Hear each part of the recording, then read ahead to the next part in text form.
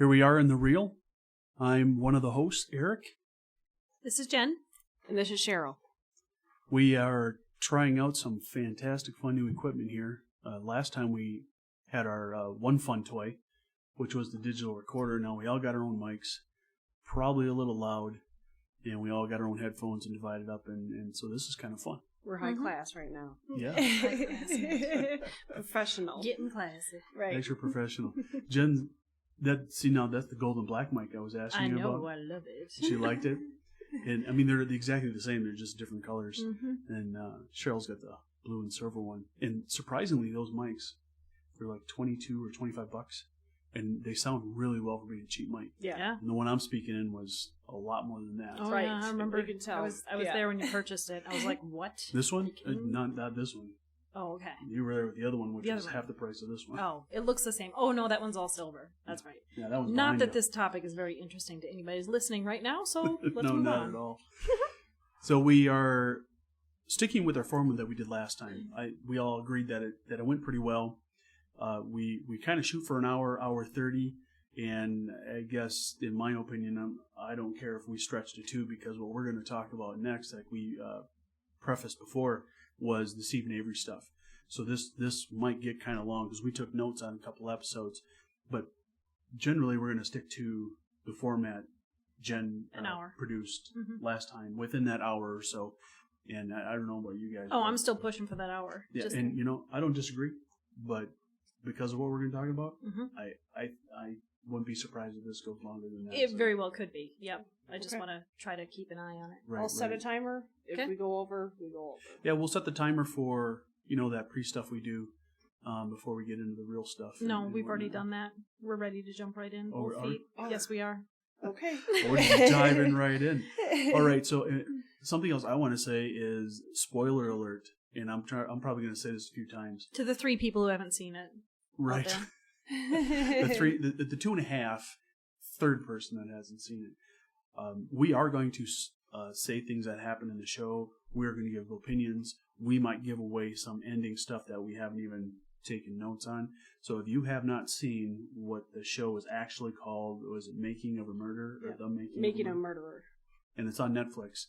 And if you don't want to hear about it before you watch it, then you may want to listen to these podcasts later, because we are going to talk about that stuff and tell you things that happen and get a little physical about it. Not really. Right.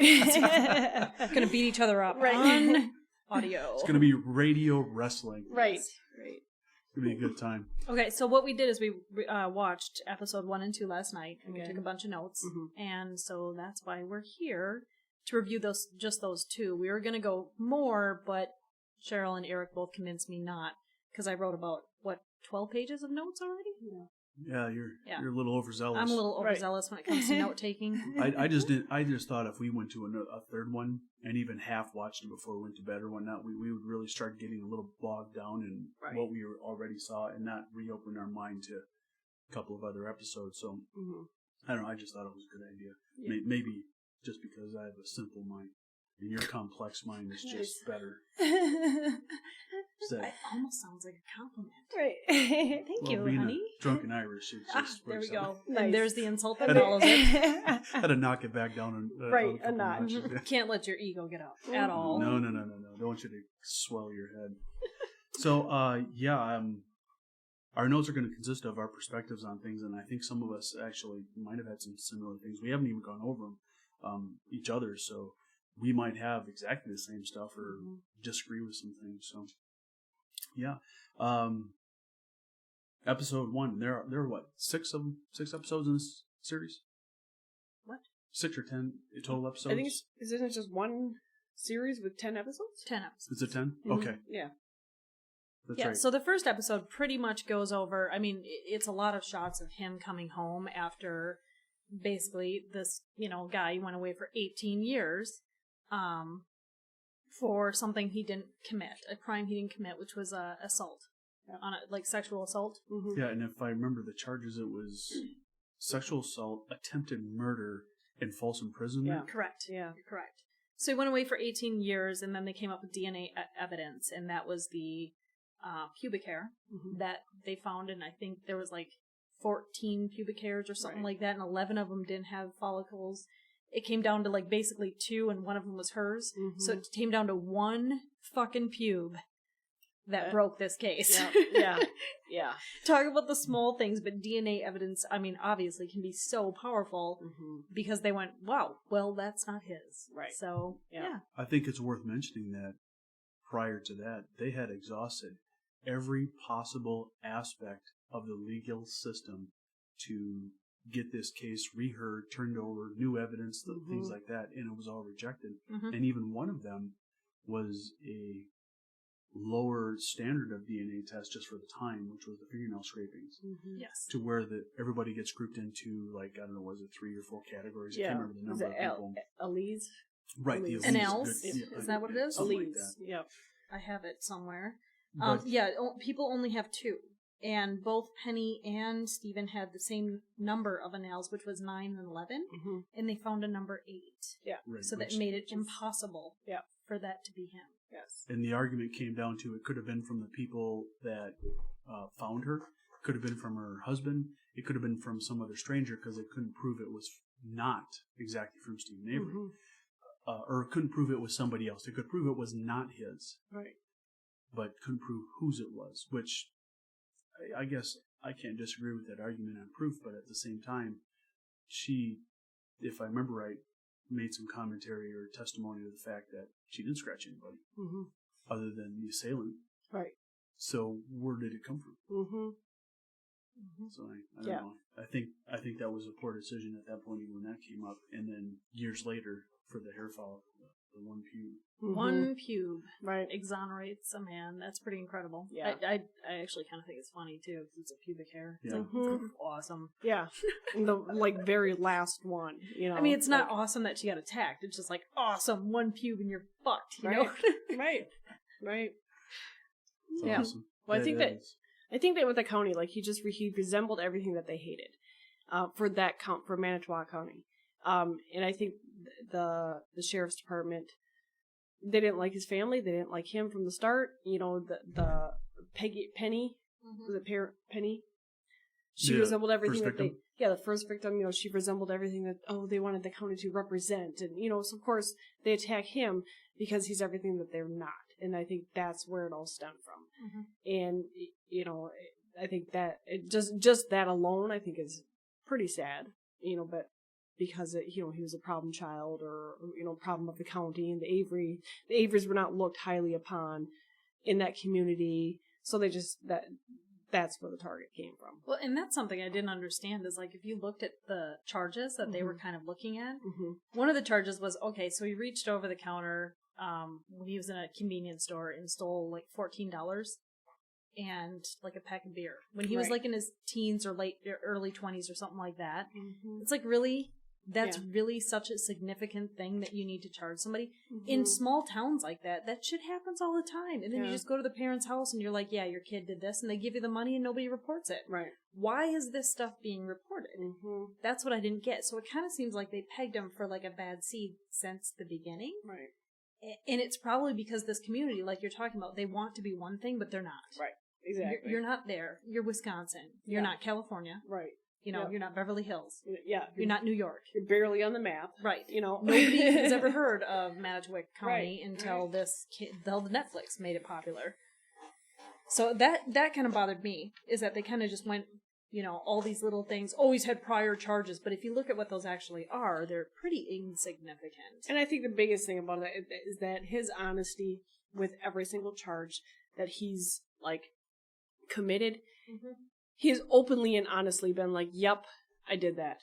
I'm sorry, I'm a dick. Right. You know, and I think that is probably, and maybe jumping ahead, but, you know, it's just like, he's almost too honest of a guy, that if he would have done any of this, he would have been right away, well, maybe not even right away, but, I mean, up until even now, you know, I don't want to, well, yeah, okay, with him even being where he is now, he would be like, well, fuck it, to get me out, I'm going to be honest. I'm going to tell him I did it. You know, why would he have not have come to that conclusion? I know that's, like, probably blowing everything out of the water that we're talking about, but... No, they alluded to that. Right. They alluded to that is that he one of his things is he always admits. Every tiny thing that he's ever done, he's been like, yeah, yep, I did it. I did it. I threw the cat in the fire. You know, the first time I heard that, I was devastated. I'm like, I hated him. The first second I said that, I hated him. I was like, you know what? Fuck this guy. When I heard that he threw the cat in the fire, that burned me. That got my blood boiling. But, you know, listening to the story and watching further and further, it's like, yeah, that was a bad thing. He admitted to it. You know, and he knew, and he even said, you know, I knew it was wrong. I shouldn't have done it. Hung up with the wrong people. I was fucked up. I was young. Yeah. Yeah, I mean, he admits did that stupid stuff. things. Right. Yeah. And so what we got out of the first 2 episodes, was he admitted to, harming an animal. I think that was one of the charges. That was the cat thing. Yep. And then the robbery thing I took notes, and I'm not going to be flipping through papers here, but what I recall on that particular thing was the $14, and it was like a tavern, one of the local bars, and his buddies, they broke a window, went in, they got $14 in coins. Yeah. Oh, I thought that was a gas station. See, I misunderstood. Bar. I thought it was just a bar. Yep. And he said, yeah, he was stupid. They got caught right away when they went out the door or some shit like that. And he was like, yeah, I did it. All right. Yeah, not the brightest bulb in a tree as a child, but, Who is? Yeah. Right. I mean, even as an adult who hasn't done something wrong, I was speeding all day today. Yeah. Right. And I consider myself a law-abiding citizen. Right. As I just said, I was speeding today. I was 1 over. Nice. Yeah. Just 1. I was about 10 at one time today, so I'm not afraid to admit it. Try and catch me. No, I'm just kidding. Yeah. No, but please don't. Going back to the timeline of like in the beginning of the show, one of the notes that I took, because as we pointed out, the first show was a lot about him coming home and seeing how happy he was and how things progressed from there. But, going in history, they brought that stuff up too on how that came about. And one of the things that I took a note on was when they were interviewing him with his family, coming home and how he felt about things and whatnot. His facial expressions and his I guess even his body language, he seemed to be one of the happiest people, because he finally got released from jail for something he didn't do, not because he got released from jail because he got away with something. Right. He didn't have that look on his face, that attitude. No, not like, I got one over on him. It was just like, complete relief. Goodness, right. This is over. I got my life back finally. Validation. Right. I'm so happy. Yeah, that sucked, but you know what? I'm out of it now. Okay, I can go forward with my life and try to make up for what I lost, even though he knows that he can't. It wasn't, hey, where's the next one coming? It just didn't seem that way at all. No. Right. And that's what he said. He said once he left the prison, all that anger was left behind. Yeah. And because he was exonerated. He was validated that he was right and this county was wrong for what they did. And that was, I mean, can you imagine? Can you imagine that feeling of being locked up for 18 years for something that you did not do? Right. And then finally being like, okay, you were that right type all of along. Injustice. Yeah. You could just see the emotion on his face, and if you read body language like all three of us do, if you know body language and you know what people look like when they're guilty and when they're not, right? That did not look like a guilty person to me. It didn't look like somebody that was happy they got away with something. It looked like somebody that was very relieved and go, thank God justice finally came through. Right. Yep. This was somebody who believed in the system. Yeah. I mean, he even said that from day one. I didn't do it, so I have faith that, the truth will come out. He's still saying that. His story hasn't changed. Yeah, that's hard. I mean, I would imagine if I was in that kind of position ever, to be able to sit there and say, I believe this will come out okay because I am innocent and the system will work. It's like, really? Yeah. After 18 years the first time around? Right. And then getting in jail again for something again you didn't do? I wouldn't have faith at all. No. I wouldn't admit to anything. Right. But there's no way I would trust the judicial system for anything, particularly in that county at that point. Yeah. Yeah, that body language stuff, and I mean, the guy was emotional at times, and it was joyful tears. And I guess if anybody has ever had some kids and raised them, you can tell the difference between fear tears from being caught to tears of joy because of satisfaction of being right and praised and happiness. Yeah. And that guy, with his mentality. He's not going to be covering up tears of deception. Right. He doesn't have the concept for it. That's the thing, is he has kind of an innocence aura around him. I know people think he's a bad guy because he's done some bad things, but like we talked about, he's admitted to that. This isn't a bad person to me. Yeah, that was pretty loud. Sorry.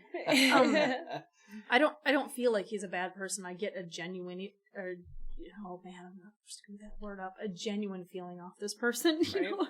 Mm-hmm. And that's the thing, is they let him out, and the news is trying to report him, and everybody there. I mean, basically they welcome the news into their family gathering, like, oh yeah, we're welcoming you home. Come on and do it. So the news people are right in there with the family members, and there's Steven standing against a car.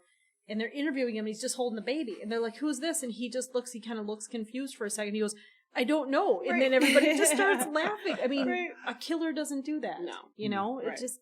There's something about him. And it's not just the way the movie makers portray it. A lot of people are going on blast online saying that, it's all for the defense. No, it's not. It's a story about him. Right.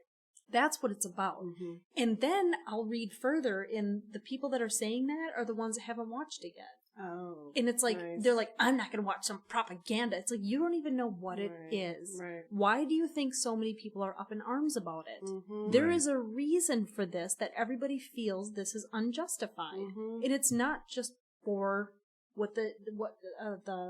for the prosecution, like they're saying. Because this wasn't a prosecution piece. It's a piece about a man that the documentary people believe are innocent. Mm-hmm. That's the spin on it. Yep. The people saying that they're not going to watch it, you might want to watch it because this could happen to you. It could happen to you, and it's happened more than if you're not going to walk it times. I'm sure in the past many centuries. That's the thing about it, is it could happen to anybody. But if you're not going to watch it, then shut your fucking mouth. Right. Because how do you, everyone's like, you don't do the other side. Hey, I've researched all the Ken Kratz shit and everything that he's saying. I've done the research on the other side, too. Where is it? They keep talking about all this evidence that was left out. Where is it? Mm-hmm. Give it to me. Right. They aren't talking about it because there's nothing there. The prosecution left stuff out? They're saying that the documentary left stuff out that proves that he's guilty. Mm. And now Ken Kratz is talking about he's going to do a book, of course, to profit from it. He actually wrote a letter to Steven Avery in jail saying that you can tell me your story, and I can immortalize you, because the difference between you and other serial killers is that they've told their full story, and somebody wrote a book about it, and now they're famous forever. And so he's trying to convince them. Yeah. And I'll tell you later, because we have the new updates coming out, but his new lawyer, I kind of love her already. Okay. Right. I'll point out, just to mentioning, you were talking about people not watching it, not wanting to watch it. Mm-hmm. In our preface to doing this on our last episode, we talked about that indifference that just amongst the three of us, that I was very resistant to watching it because I didn't care. Mm-hmm. And I've watched it a whole solid once, and probably a half a time missing or catching stuff in between when you guys were watching it. And my opinion's different. I guess at the time my opinion was, he's had some other bad stuff in there. He's a criminal. Fuck him. I don't really care. Do I feel that way about him now? Well, he was in. There's reasons why he did what he did because of his mentality, and it doesn't justify it. And doesn't make it right. No, it doesn't make it right. But he paid that debt off. He did what he was supposed to do. And so that's zero. But now he's getting punished for a second time for something he didn't do. As we have seen the evidence, that's a good thing to point out. We don't know, but we can conclude pretty well that he didn't do anything. Mm-hmm. And the first time he absolutely didn't do anything, and yet he's getting judged on the first time around that it's possible he might have. It's like, no, he didn't, because the DNA proved that, number one. Number two, the guy who actually did admitted that he did. Mm-hmm. So he shouldn't be getting any kind of backlash for any reason on that first case. Right. But I feel people are judging him based on that because they don't know those facts. So from what you were saying back to that is, I didn't want to watch it. I really didn't. I didn't care. But once I got into it and started paying attention to those facts you're pointing out on the justice system, to the criminal aspects, and the reasonings behind it. That was the intriguing part that got me involved with watching it, and it's amazing. I could admit without a doubt the judicial system is shitty. It's never going to be perfect. I don't care what the hell you do. There's going to be innocent people in jail because there are still criminals not in jail. It's going to go both ways. But when this is blatantly put out there falsely and wrongly like that, that's a problem. Yep. And that just is unacceptable. And that there's a need for something like the Innocence Project and other people like that, like this Kathleen... The Avery Task Force. Right. They have, basically agencies that review cases like that. And it's sad that we have to have that. Right. But it means it's prevalent. And this is a perfect example of how the American justice system can fail us. Right. Well, and on top of the fact that things are not updated to speed. Like, okay, this justice system might have worked a century, 20 centuries ago. This might have worked in the 1800s. It does not work now. Well, in this specific case, it's pretty much like the witch trials when they would tie a rock to somebody and sink them in the river and say, well, if she's a witch, she'll get out of it. Right. And then they're dead and they're like, oh, I guess she wasn't a witch. Guess we were wrong. All right. I don't know if I necessarily agree with the 200 plus years of difference on what works, doesn't work. I mean, I think there's been a lot of change from that point. There has been. But they don't tie rocks to people's legs and throw them in rivers anymore. Right, to see if they make it. Right. Or burn the people at the stake sort of thing. I'd like to believe, I guess, our judicial system is a little better. I think our form of punishment is poor for the people that deserve to be punished. If you murdered somebody, I don't think you should have anything more than a concrete cell that you can't even stand up in and no heat. But this case traditionally is a witch hunt. Right. I think a witch hunt would have been better. Because I'm serious. This guy was seeked after for something for no reason, blatantly, not even out of a silly religious superstition or just out of any fictitious, I don't know what the zombie shit. I mean, it was just he was just attacked for no real reason other than some personal vendetta. A witch hunt. That's why I say that would have been better. Yeah. There would have been an improvement compared to what happened from what we've been able to ascertain. Well, see, Jen, take your metaphor and shove it right up your ass. Well, no, I think, I think it's a good one. I'm just saying it would have been better. I know. See, I kind of feel on the opposite end. I feel like the justice system is a lot more corrupt because of personal vendettas. They can't find enough biased people out there because the media is unbiased, right? Unbiased people out there without spreading it all over the news, And it's a bunch of good old boys. Right. Right. The judges and the lawyers, they all know each other. Yeah. Yeah, exactly. Those guy bought me a shot at the bar last week. Let's clear his case. State doesn't want to piss off federal because someday they might become federal. Exactly. Yeah. You don't want to close your career path just pissing people off. Right. That's some terrible shit. Yeah. So I don't know. I'm going to call off a couple of the notes that I wrote down. I don't know why. October 12, 2004, the lawsuit against the DA and the sheriff and a third party. I put that note in along with the happiness that I saw in the guy when the lawsuit information came up. They at first talked about dollar amounts like $400,000 or $450 or some shit like that. And when they were coming back with like $25,000 or $5,000 a year for a total of 25 or something like that, and one of the attorneys was like, "Oh gosh, no." But when it came down to it, they pursued $18 million for the 18 years, $1 million a year, plus a duplicate of that for damages or some shit. So $36 million. Yeah. And if you look at the lifestyle of these individuals, they did pretty well for the area. I think they had some decent money. And for their upbringing, really. If you think about his parents, and, like they said, they even stated in the film that these people didn't have the same kind of education that the rest of the community did. No, but they didn't spend their money. They did very well for their education level and who they were. They're old-time farmers that went into the salvage business. That's it.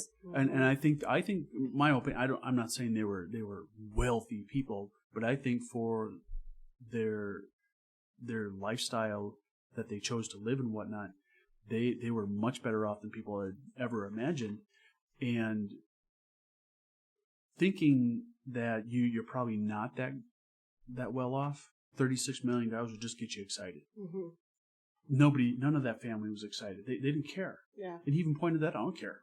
Mm-hmm. I just don't want this to happen to anybody else again. If I can paraphrase it, he said that he thought he had no chance of winning, but he wanted somebody to be held accountable. That's all he wanted. He wasn't interested in the money. Right. No, not he was at all. interested in making sure, because the Manitowoc Sheriff's Department was like, oh, there's no wrongdoing, blah, blah, blah. Right, and that he was investigation pulled that shit the up. investigation, right. They had the investigation by the Attorney General office, and they said, oh, no, there was nothing wrong with it. We could even see that there was stuff wrong with it watching the film, watching certain people. And we're not fucking attorneys. Right. No, we're not attorneys. Mm-mm. We're definitely armchair investigators, but not attorneys. Right.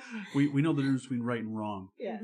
And our legal system, the one I'm going to brag about that I fought for supporting in this country, is supposed to know the difference between right and wrong.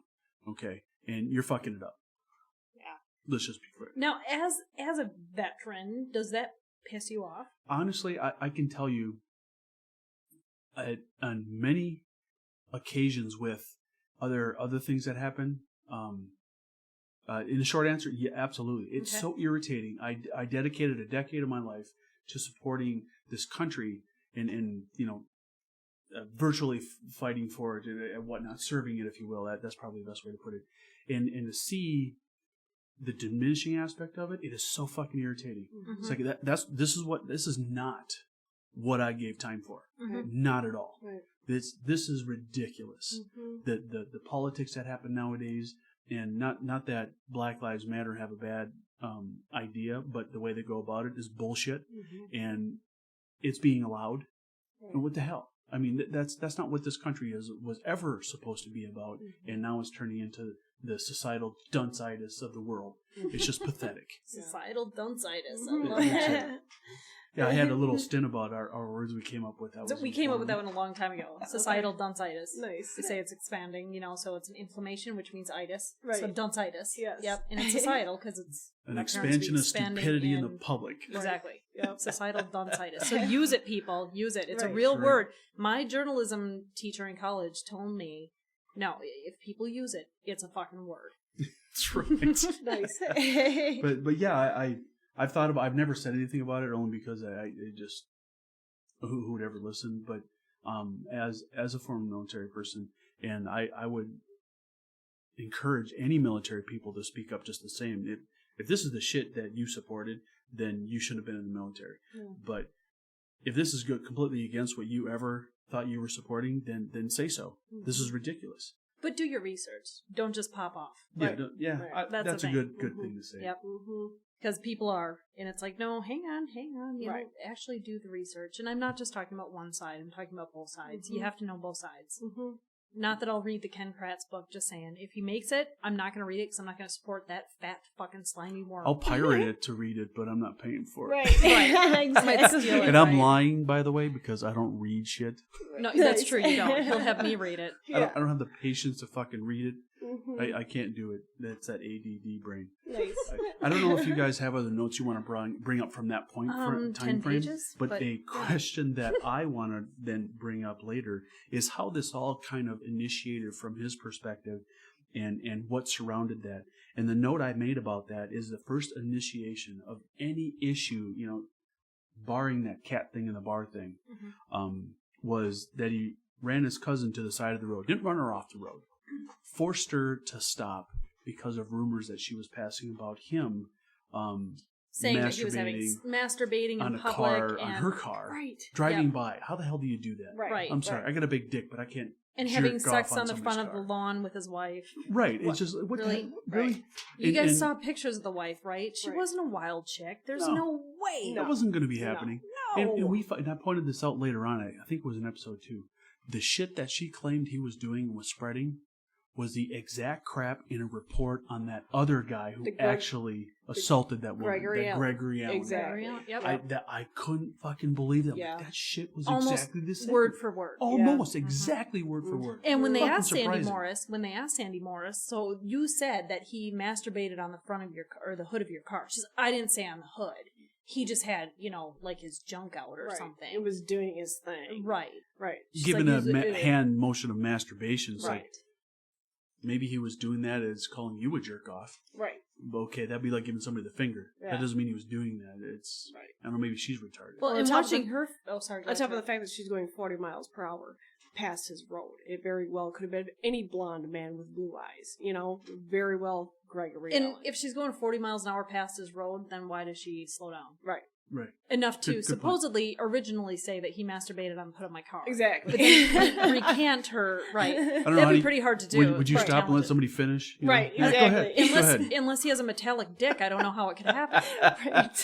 A magnetized dick. I don't know.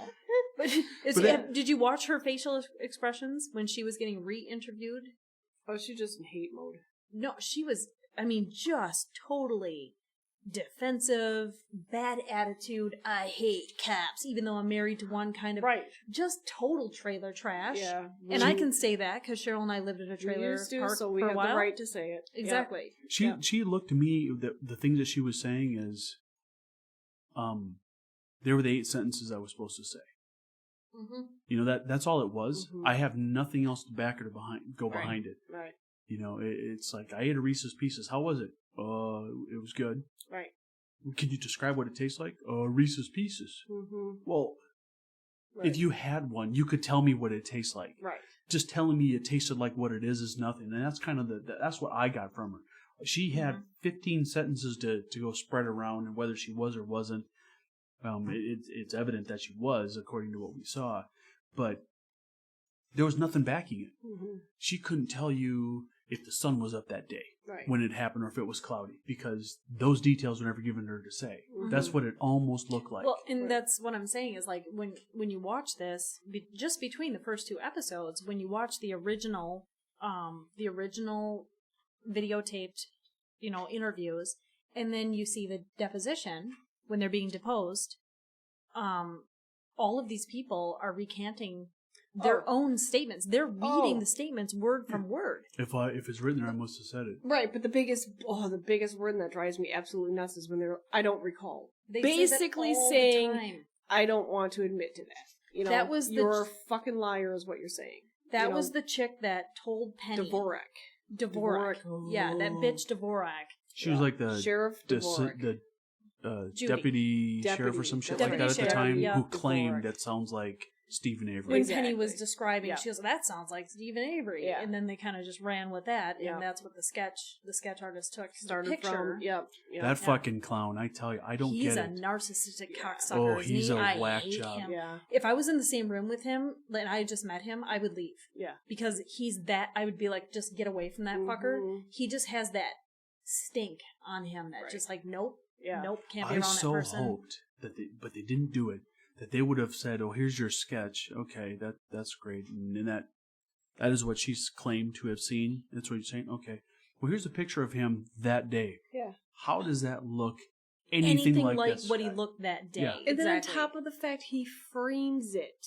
Frames it and hangs it in his office. Like, how weird is that? He's a fucking nut job. Right. Oh, this was just a magic imagination of my drawing that she, and then you frame it with the picture. And he's like, his explanation was, well, it's my first sketch. Right. That was used in court.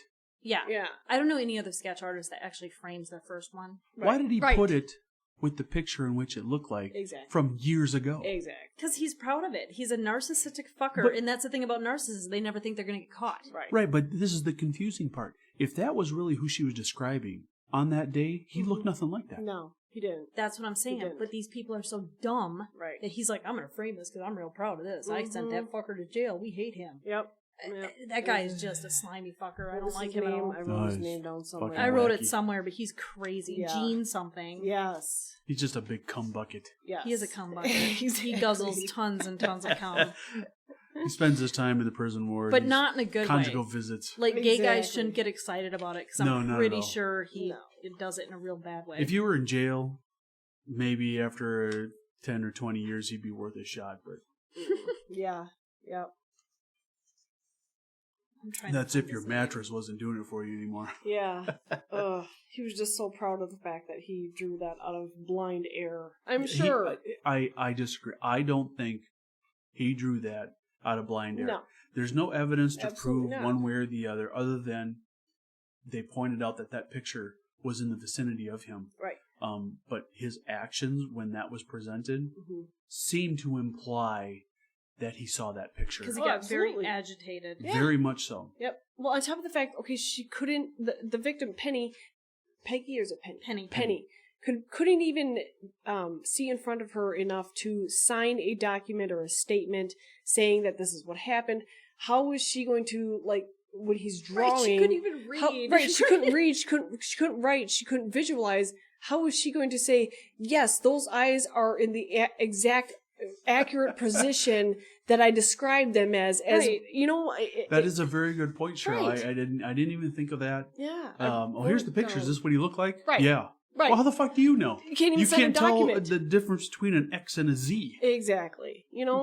It's ridiculous. That's Yep. just bullshit. Yep. So, Yeah. yeah, I mean, we were just jumping ahead from the questions that I was posing about that Sandra person, but I think she was a seed in some way because she was married to law enforcement, and she apparently had some hatred for Steven, and she was given things to say by somebody to make him out to be somebody. I don't know why she would have started that bullshit even prior to anything. Right. But I don't know. Well, it's actually common it's common in big families.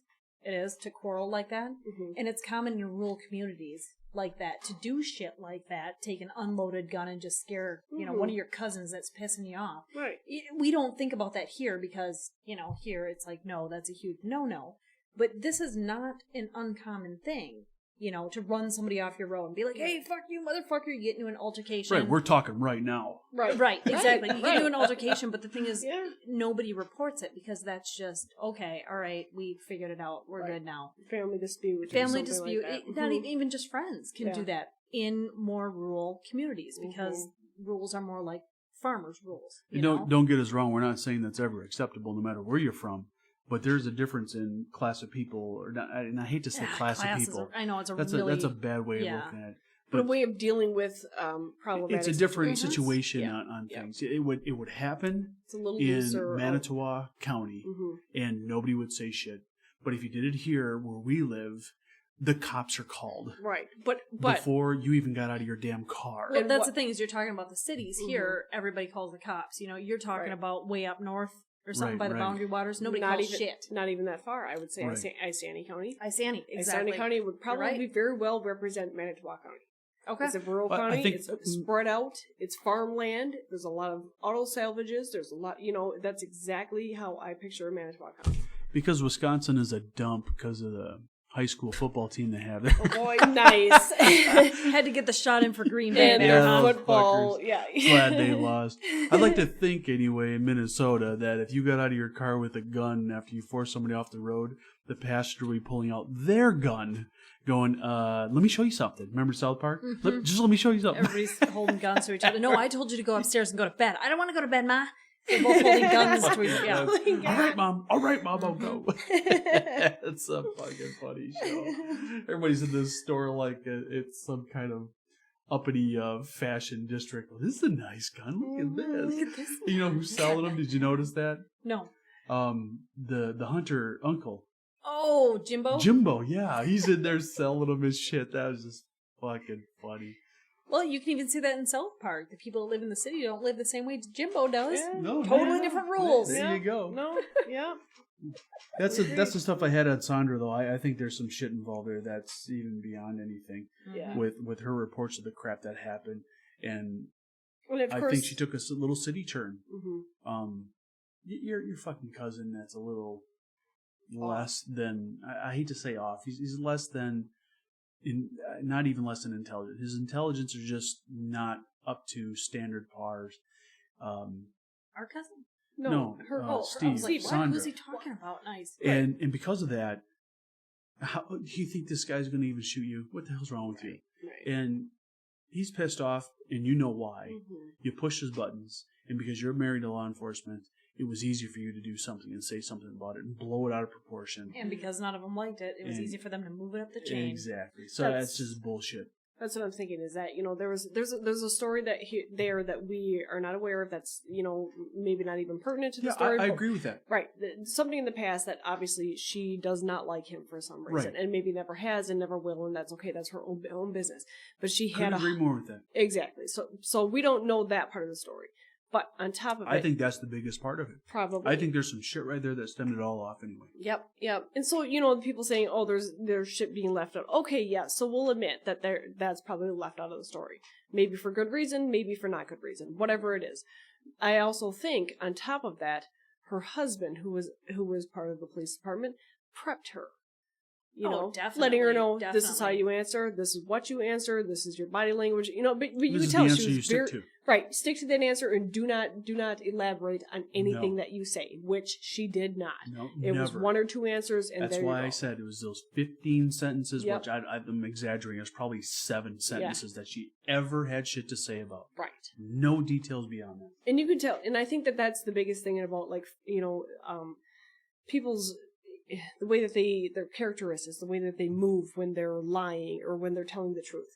When you're telling the truth, you're very emotional. You're very, you want to get every single piece of, me and Jenny are like this all the time. Normal people are. Yeah. Nice. People like Eric are more calculated. Right. Yeah. But I mean, like me and Jenny, we tell too much detail. Right. We're emotionally and verbally slutty. Yes. That's even a sign of falsifying a story is giving too much detail. Okay. But in very honest people, they tell you the situation that they think is pertinent with the data. Mm-hmm. And then when you ask questions, they have details to give, not repeating the same shit they just said in a different way. Right. And that's how she acted. Yep. And her intelligence isn't that high. No. So, she's a fucking dumbass. And she's a fucking idiot. And so in my opinion, you're right on with that, Cheryl. She was coached with stuff to say.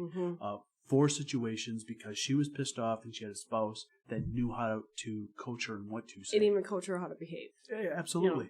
And then later on when she's deposed again, as you pointed out, Jen, that's when you could see it was just bullshit. Defense. Just total defense. There was no facts involved with this information, and she's just defensive because I said what I was supposed to say already. Not that she was saying that. Well, that's the look of somebody that's guilty. Yeah. That's the difference. Is when you look at Steven Avery in his release and in how he is, as opposed to these people who keep getting deposed who are actually lying. Yeah. The evasive behaviors and statements that they make are it's like a spotlight to me. It's just like, oh my God, you're so you're so worked up. I do not recall. Yeah, exactly. leaning in like that, right? I do not recall. Exactly. Is that just stating that alone? I'm sorry, you do fucking recall. You recall. Maybe it was 20 years ago or whatever that you don't remember exactly the statement, but if it's written down, bitch, you will remember that shit. Especially if you're a deputy, a sheriff, or even just a court reporter. I remember when I walked into the house and I told Mom and Dad it was your fault that I skidded on my belly and my arms and I was skin burnt all down the street because Cheryl stopped right in front of me when we were going down a hill on our bikes. Right. It was her fault. Right. I remember exactly every word that I told my parents because it was her fucking fault. I was right. Right. I remember that for life. Mm-hmm. Yeah. It's just night and day. Yeah. A guilty person as opposed to a not guilty person, and that's what I see. Yeah. We had this discussion during the show a little bit, and not to the depth I'm going to speak to here, but we had I think this was the first time actually we watched through it. Cheryl, you had pointed out something about, and Jen, maybe you had talked about it too. This case shouldn't have been handled in Manitowoc at all because of the popularity. Isn't it Manitowoc? No, it's silent, I think, at the end. They always say Manitowoc. I think you're right, Manitowoc. Yeah, because I think it's Native American. Because that's what... But anyway, so this is the issue that I have. If you're going to treat situations equally, then you need to treat them all equally. Yeah. When things are, however you're going to map it out, and again, it's never going to be perfect, never. But you need to make some guidelines to follow through on, and that this is what changes it to being a local case to move it out because it has to be, versus it's okay if it's here. O.J. Simpson, in his cases, could never be held where he lived because too many people knew him. Exactly. Well, it couldn't be held technically in the United States because everybody knows who he is. Right. And if you didn't know who he is, the shit that happened in that Bronco going down the highway was on the fucking TV so much. You knew what was going on. Yeah. And at the time of little internet, you might have not been able to have looked anything up about him, but there was enough internet to be able to get data. And that name O.J. Simpson basically blew across. They should have had me on the jury though, because I didn't know who he was. I didn't ask Mom and Dad. I was like, "Who's this guy?" Until the day of the Bronco. I'm the same way. But now think of that though. Because of the day of the Bronco, you knew who he was. Yeah. So now in his trial, you've got data Yeah. to work with that you shouldn't have. Exactly. It was impossible to find people that didn't know who he was unless you went to another country and maybe. Now, no, there's fucking people that knew who Kramer was from Seinfeld that had one cable running 50 miles through a jungle for a TV show. Okay? There's no way that could have been possible necessarily. Well, and Ken Kratz used that to his advantage. Exactly. Every time he could talk to the media and say, this is about Steven Avery, Steven Avery, Steven Avery. I mean, every time he could say it, it was like broadcast, Right. So this was before anything was even held. Absolutely. And he talked to his past shit before, which that's probably the worst thing. That could have been a mistrial right off the top there. Don't talk about his old shit on his past. There's nothing there to cause him guilty. Right. And now you're talking about and it. they kept bringing it up. Yeah. It's like, once he was exonerated of that should not be nothing. That any should not even never be happened. relevance at all. And it should, you're right, a mistrial because you're bringing up shit from the That's past right. that he's already been. It's bullshit. Exactly. And that's one part of everything that we saw that should have been named a mistrial. This whole debacle should have been a fucking mistrial. Yeah. So in taking it from that perspective, they had people, and I'm going off of my memory, which is horrible from that time frame, but they had people talking about, with the OJ trial shit, on specialists for body language, to read honesty, to read a position of guilt or defense. Why didn't you have it in this situation? Right. Because the guy doesn't mean anything? Right, because he's of the Avery family. That Even- shit family, even basically, taking that out of they're the trying thing. they're trying to portray on this Rural company. Wisconsin doesn't matter Right. apparently to Los Angeles, California. Oh, of course not. Really? This is Right. bullshit. But I think Okay. in this specific case, it also snowballed. It started out as a little tiny thing they needed to shove it under the rug. And then because it kept coming up, they kept rolling and rolling. It got bigger and bigger and bigger. And then the more the police and the sheriff's office was like, oh my God, we need to protect our shit. Yeah. The lie has caught up with them. Yep. And they just keep doing stuff. Yep. And that's the thing That's that a I good see. way to put it. Yeah. The day of release, I have that 2003. The Manitowoc County Police went crazy.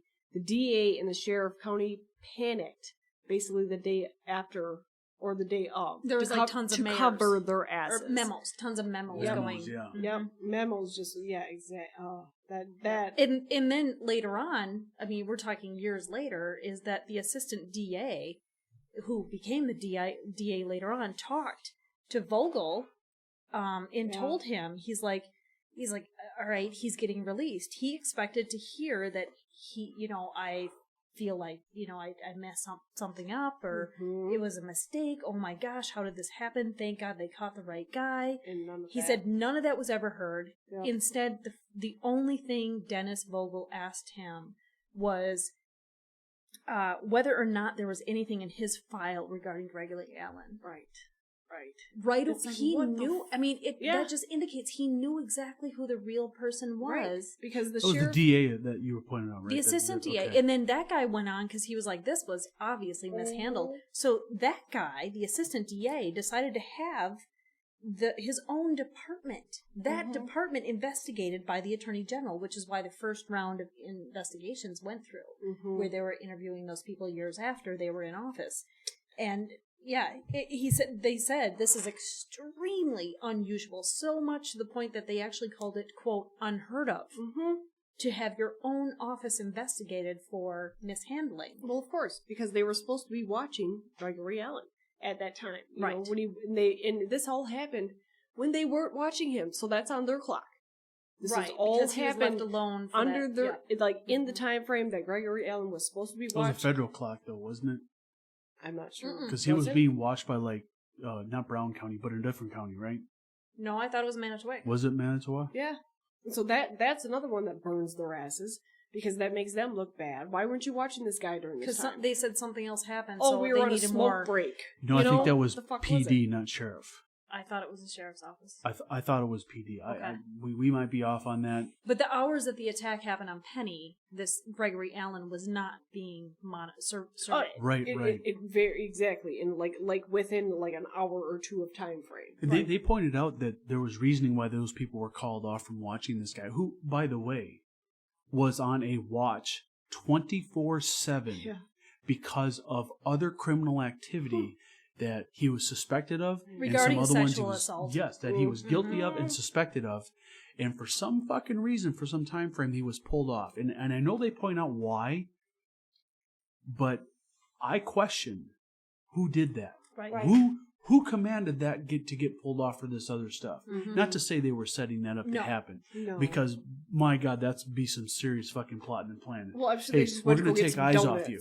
Or We're going to take some eyes off you. Yeah. We want you to go to the beach and rape this chick. I mean, that's right, just that's, right, it's that's a little off. A little far fetched. The only question I had with that Penny getting hit up at the beach there is that they went to that beach, her and her family.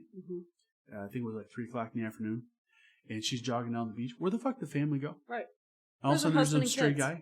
Yeah. Just she just passes I some don't stray get guy. it. Hi. Yeah. In a Was leather this guy part of jacket it? in 80-degree weather. Was this guy hoping she'd get off that day? Why would you Right. take the same route back? Right. Exactly. Well, it is a shoreline. No, But you know what? If I'm jogging and I see some creep and it's 80 degrees out and he's wearing a leather jacket and he's like, nice day for a run, I'm not taking that same route back maybe just take in the case road. it's there. I've had to walk to I the guess it's a good point. I've had to walk to the gas station several times when I was living in East St. Paul by myself. Well, that's a trailer park. Let's It- just be clear. But on top of the fact, if I've seen some creepy character standing in whatever street it was, I'm not taking that street back. I'm going a different route. And no matter if it's 10 blocks down, Right. I'm going a different route. And if it was her only way to go back, fine, I'm bringing a fucking giant stick with me then to hit somebody in the head if they come approach me. But that's me and my suspicious mind. You know, she might have been privileged and what it sounded like she was. But all right, stupid, then what the fuck? I mean, I don't know. You know, but then this here's the crazy thing is that when they gave Penny like the pictures, right? The pictures to do like a picture lineup, they never showed Alan in a photo to Penny, even though he was active in the area and they knew about it and they were surveilling him. Yeah. They never showed her a picture of That is a Gregory great Allen. point. I never caught that. And the funny thing is when they later asked Dennis Vogel about it, he says we weren't aware of it. But in 1995, right? And he was booked in the station in 1994. And he was under surveillance. That's right. That they did come up. knew about him. Exactly. Why would he be under surveillance if they didn't have any understanding of who he was? Well, And you're talking Vogel about was the the DA. one that prosecuted him. Yeah, that's the whole Yes, thing. that's the How thing. did you not know about this fucking guy when you just prosecuted that sumbitch? Yeah, and then Which is a great transition on a note I have. Go ahead, Cheryl. You have something to say. I was just going to say that's a great point. What Jenny were just saying, where Vogel was like, "Does he have anything under my file?" Right, and that's why that stuff came up, I believe. How many years? What was that? 2007. Yeah. You know. Yeah. Right, but Four. the note I made 2004. about that is the police had a communication from communicated to that sheriff's department. That's why I think it was the police monitoring him, and they told them from the note I wrote, "You got the wrong guy." Yeah. They told them they knew Told them. they Brown had the County. wrong That guy. was Brown County, right? You need to be looking into, in so many words, Gregory Allen. Now, here's the thing that really loops it into me on, okay, you prosecuted this guy, served 18 years in prison, let out wrongfully, when way back when, another police department told you have the wrong guy and you need to check this guy out, which ended up actually being the perpetrator of that victim. Right. And they even said the sheriff's county was going to make this. They were going to make it work with the suspect that they had. Yeah. So this is bullshit. So this guy was missing for some period of time that we talked about already of that particular attack. The sheriff rejected the claim of 22 witnesses that had damn near every fucking minute of Steven Avery's activity during that attack, which was, from what we could judge on a map on TV, 14 miles start point from the attack, and he drove 35, 40 miles in the other direction with his family before even returning after, I think, if I remember the time right, after the attack was over. I got the timeline. So it was, I think they estimated the attack at like 3:50 p.m., right? Almost 4 o'clock. Right, and I think he took up north like 3:30 something or some shit like that, they said. Well, they said 1 to 2 p.m. the family was paving concrete with Steven, and a cement truck was there. So there was many witnesses that he was there, and they're paving concrete from 1 to 2 Pouring p.m. it, yeah. Yep, pouring it. Then, like 3 to 3:30 p.m., the family was watching Family court. Duty. I thought it was like divorce court. Divorce court. Right, Yes, divorce, yeah. something funny like that. So stupid And then they shit. walked outside at 3:30 and they saw him that he was still there, right? So if that's 14 miles away at 3:30, there's no way, he would be able to make it. And then at 4 p.m., he got stuck in a gravel pit with somebody, and they were, His cousin, something like that, yeah. Some cousin, and they were like getting the. How on earth could he drive down there, attack somebody, and get back by 4 p.m. to be stuck in a gravel pit? Well, you got to count, though, that he also drove with that person to the gravel pit to get stuck. Pit, which was off the property. And that happened at 4 immense. o'clock. Right, Yeah. that happened at 4 So p.m. somehow he fucked this or tried to rape her, I should say. And well, the family in saw 3 him minutes after, got to the back to get right. to this gravel pit. The family Come saw on. him after 3:30 p.m. You got to count at least 5 minutes for getting out of the house. They're just watching TV or whatever. So Right. 3:35 they see him. Yeah. And then he's supposed to just take off from there from that second, and they didn't say he was leaving. Right. And then drive 14 miles down, attack somebody, wait for them to run past, and then run back. Right. And then come back. The timeline doesn't make sense at all. Doesn't If at all. if you count from let's just cushion it and say exactly 3:30 he left that property. Yep. 14 miles away. That's at least 15 minutes, roughly, Because you have to start at your 60 truck. miles an Yep. hour. Mm-hmm. If you can go 60 miles an hour exactly. On the roads that were to Okay. that area. And it's straight shot, non-stopping, 60 miles an hour because Right. it's a mile a minute. Yeah. That would put him there at 3:45. That means for him to get stuck at a gravel pit that was probably a couple miles from the house, he'd have to be back home to pick that person up by 3:57. Right. If that person got attacked at 3:50, and let's just even say that was off by 5 minutes, Right. he wouldn't even get back to the house till 4 o'clock. Right. And Even how if he long was does driving it- like 100 miles an hour. Right. And how long does an attack take? I'm sure the attack was at least like, what, 20, 30 minutes? I don't can't know be if like it would take that long. could be like 7 If you're minutes, talking about bam. a sexual attempt, Okay. you're talking 6 minutes. But he dragged her.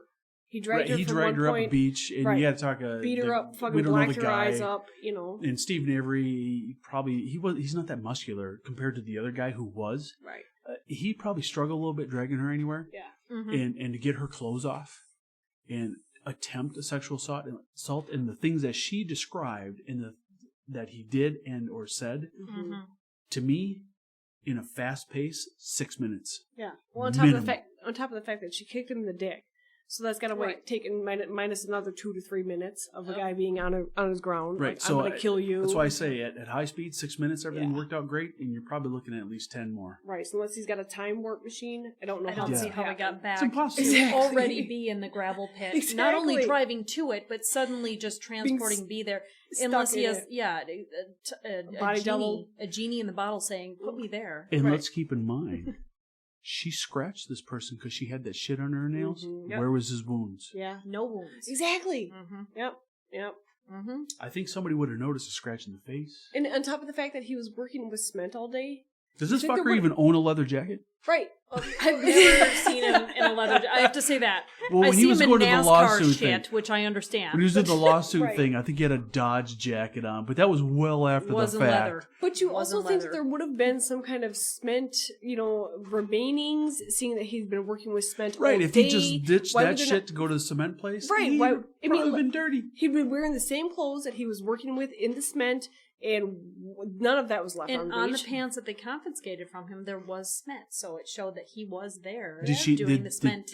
Not to say Penny would have noticed that at the time of that Mm-hmm. going on, but wouldn't there have been some kind of residual stuff on her body, her clothes, anything they got from her of some kind of concrete. Well, if there's Right. cement on his Right. plate, on his pants, and he's Yes. attacking somebody, there would be something at the scene. Did they find sand from the beach on his fucking pants? Because you know how cement, Exactly. you know how cement on pants. Have Oh, you ever yeah. gotten that? I've gotten that. I've Yeah. actually worked with You cement. wipe that off, and you're going to have that shit in your jeans. Yeah, That's not coming residue. off. You think No. about how violent you have to be with somebody trying to do a sexual attack. Not that I've actually done it. I'm just imagining it. But, you know, your shit's moving. You know, your jeans and whatever, shit's going to break off. Yeah. They didn't find anything like that. Right. Right. Just from this particular Case alone. point of the case, and let's just admit once again, we are not CSI here, Mm-hmm. No. but just calculations here. There's no fucking way Right. this guy got here unless the prosecution is right, and this is all fabricated by all these people. For a certain reason. And if you watch the show and see the mom and the dad, these are probably Yes. a pair of the sweetest people on this Oh my God. planet Love his dad. that Oh my have God. nothing in their head but to be. She was scratching her head, Yeah. but they have nothing in their head but to succeed on this planet and be successful and just work hard. That's all they are. And they don't even want to be That's it. rich or anything. They don't. They just No. want to have a happy family. And I'm going to jump ahead here 10 episodes. You're going to see this father growing fucking shit Yeah. on their farm to feed themselves. Yep. These people aren't fabricating and lying shit. These are the kind of people, in my eyes, and Jen raised them 2 boys. Mm-hmm. These kind of people would have looked at their kid that did something wrong and just fucking beat the shit out of them for 2 seconds and said, "Don't you ever do that again," because they don't believe in doing shit wrong. Right. But I still love you. Because Right. they're very caring individuals. Right. Cheryl, can you read off the comment that I asked you to write down that the dad... Oh, he if reminds you me can of Grandpa. find it. He Yes. reminds me of Grandpa so much. Right. Where was it? What was it? That goddamn Dennis Vogel and that son of a bitchin'... Yep. Hang on. Is where it Tom Kozak or whatever his That name was is? a judge, I think. That son of a bitchin'. Woodhawk or Woodall or Son of a bitchin'. whatever the judge's name is. Talk amongst yourself. Well, while I find this. That's all right. And then, Oh, here we go. Okay. Son of a bitch in Hazelwood. And That's Hazelwood. Yeah. Damn, goddamn Vogel. Goddamn it, Vogel. That goddamn Vogel, son of a bitch in Hazelwood, Hazelwood. Yeah, yep, that yep. guy is so funny. Yeah. And then when later on, you know, when he's eating out of the garden, he's like trying to get the cameraman or focusing on the camera, and he's all like, "I know you like lettuce," and Right. he just takes a Right. piece of lettuce Lettuce. and shoves it in his face. Yep. He's so cute. Yep, they're very, very genuine Innocent. people. They're innocent people. They're Shut just, that off. All right, that is our warning, Yes. but I'm sure we'll continue on. they're very like just non-assuming. Yeah. Like just want to be happy Simple people. people. Simple, and they enjoy the simple things. Yep. And that's one of the things I wrote down is like Steven thought he had everything. Yeah. He loved working with cars. He thought life was Exactly. heaven. Yep. He got to work on all these cars. He's like, sometimes we just bring a radio out to like one of the barns or whatever, and we just The chill truck and hang beds. out. They set up a junk car out there that had nothing in it but the radio. Yep. Yeah, just With the a radio. battery, and they put a bed in the damn thing. Yeah. They could just chill out there They and listen to just the chill radio. out there and hang out with their friends. And or as he whatever. put it, goof around. Goof around. Which you kind of know what You that know. is. You know? Yeah. Now, was he dragging girlfriends out there and raping them? Didn't sound No. like it. Right. He was just out there having fun. Just a good old American family. He even says, he's like, when I get out, he's like, the only thing I want to do is I want to go and I want to be with my parents because, Yeah. you know, they've been so supportive and everything. I want to grow vegetables with them. He's like, I can't wait to have a garden. Yeah. This is not a complicated person. He No. wants the simple life, and he's Right. been denied this, which I think is part of the part for, at least for me, that I feel such injustice. Mm-hmm. This is not a criminal. Right. I don't feel like he's a criminal. Right. He enjoyed running around the paths of the cars as a child. You know, just simple things like that most of us would take for granted. A sociopath wouldn't talk that way. No, exactly. Not at all. No. Talk about they would say, I just want to go forward in life and improve myself, and I want to catch up on the things that I've been. It's like I don't care. You know what? The lady who accused me made a mistake. It was on. He said actually. Let me get that right. Let me start that over to get it right. He claimed she made an honest mistake. Yeah. Yep. That is from his perspective. Yeah. Not understanding what took place with the accusation from the deputy sheriff at the time, telling her or saying in her presence, "This sounds like somebody," which was Steven Avery. Right. He knew nothing about that at the time. Nothing about that information. Would a guilty person ever say that? Mm-mm. She made an honest mistake. I forgive her. She made an honest mistake, but I don't forgive the sheriff department. Which I don't blame him. Not at all. Right. You know, that's not a guilty person. No. That's a guilty person would be pissed at every damn buddy because it was everybody's fault, because it could never be mine. Right. And I can't believe it took this long. Right. It just being pissed off. Now I just want to live my life. That was it. You know, this is the fun part. We've been at this for an hour. Oh my God! We're still on primarily episode 1, and the only other stuff I have for notes from episode 1 was that we learned there that the DNA proved that Gregory Allen was the assailant. My question to that note: did that guy ever get charged with that crime? I think he was already in prison. He was in prison, and I understand that. That's great, and there are statutes of limitations, oddly, on rape. Right. But if that was the case, I don't know if yes, he was there ever. are. No, I don't know if he was ever charged. But that's my question. Right. Now, if it was, 18 years later when this DNA shit came up, I don't know what the statute of limitations is. Isn't a general statute of limitations 10 years? 7 to 10. 7 to 10. 7 to 10. So if maybe that's it's the after case, that. So I can rape somebody as long as I lay low for 10 years, I'm okay? Right. That's bullshit. Exactly. Have at it, we'll just be divorced. But here's the thing that I don't get. So my question to the fact of did he ever get charged is obviously out the window. Right. But does that ever go in his file of criminal activity that he was the assailant in that crime? It should be. But never charged, never put into court, but he was proven to be the one. Because he also fucking admitted it.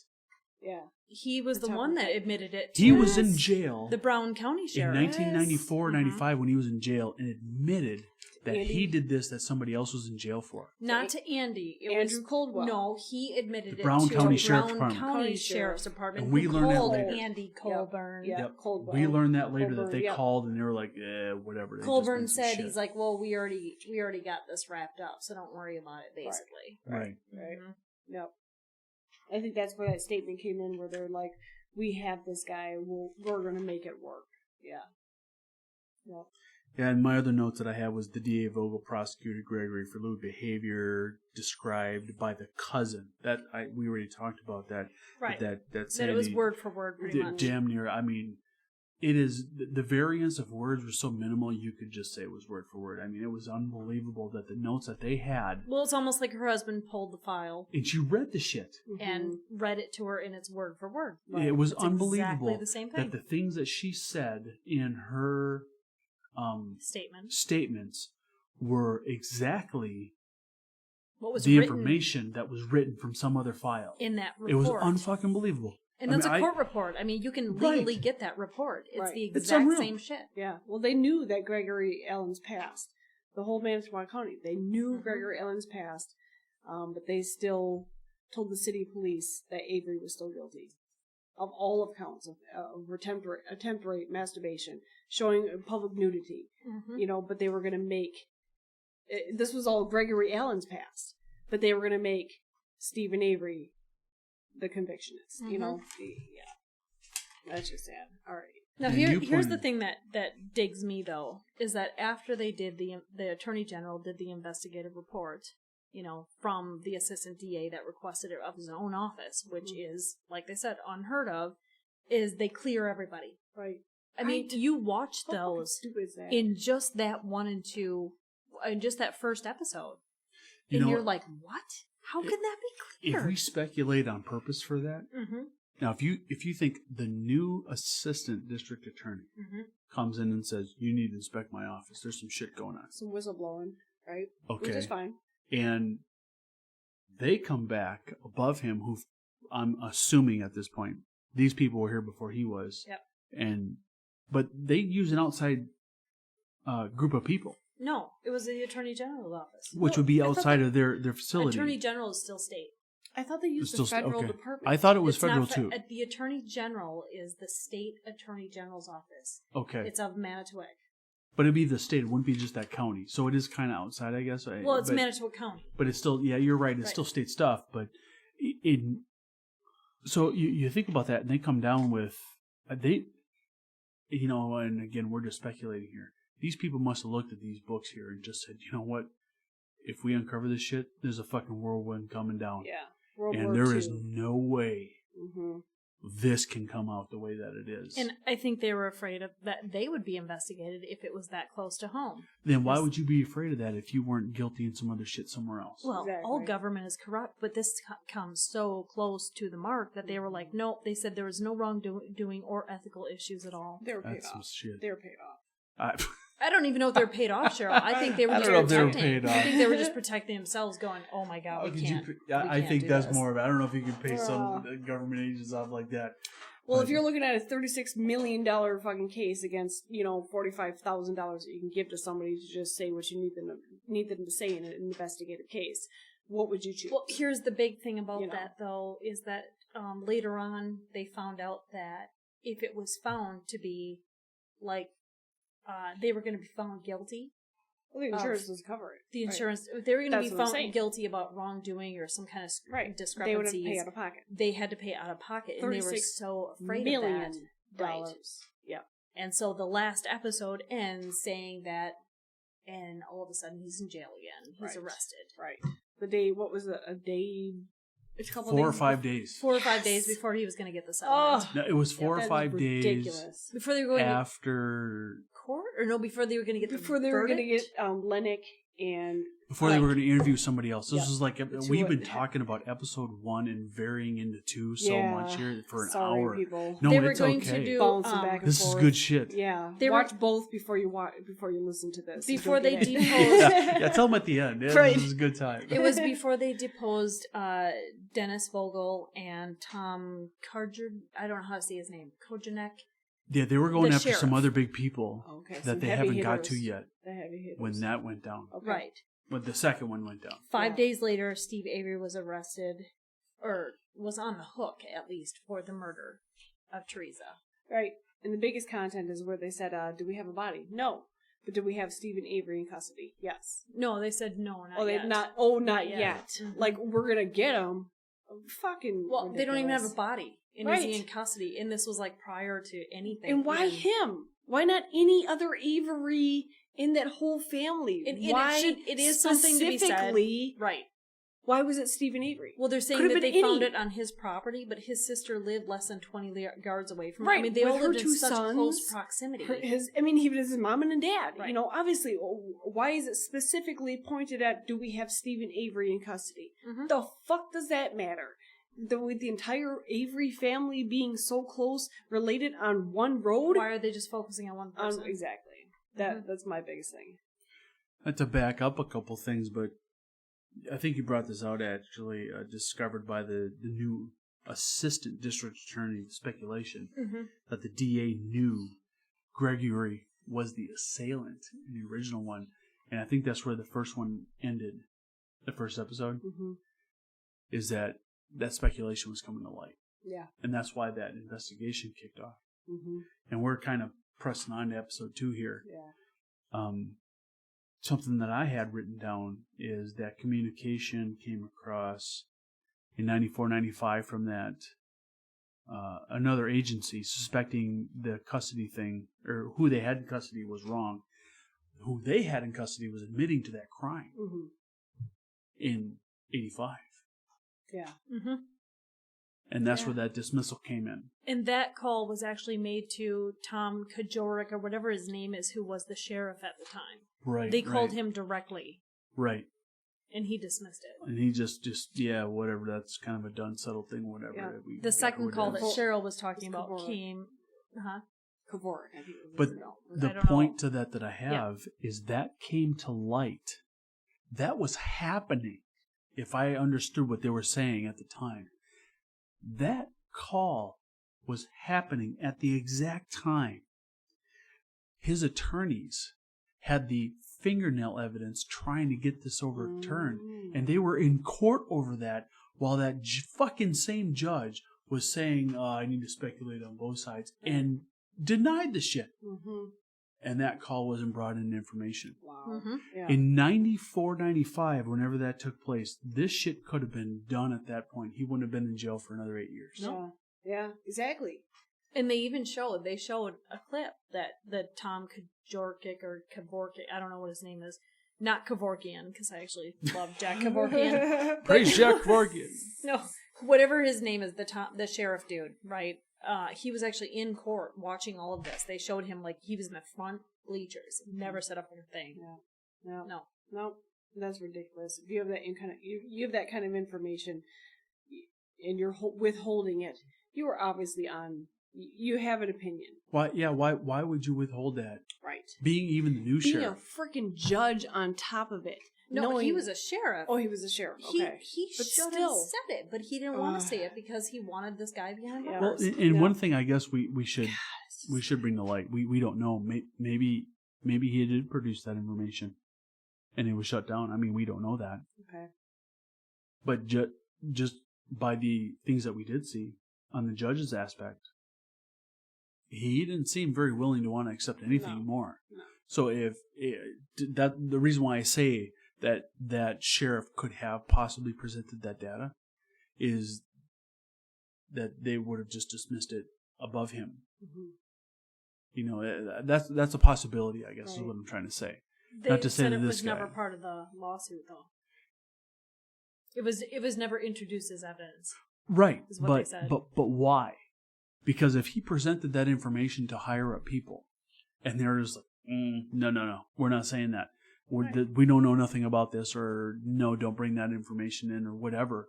I mean, and don't talk about it. The judge could have very well just said, just shut your mouth. You know, we don't know that.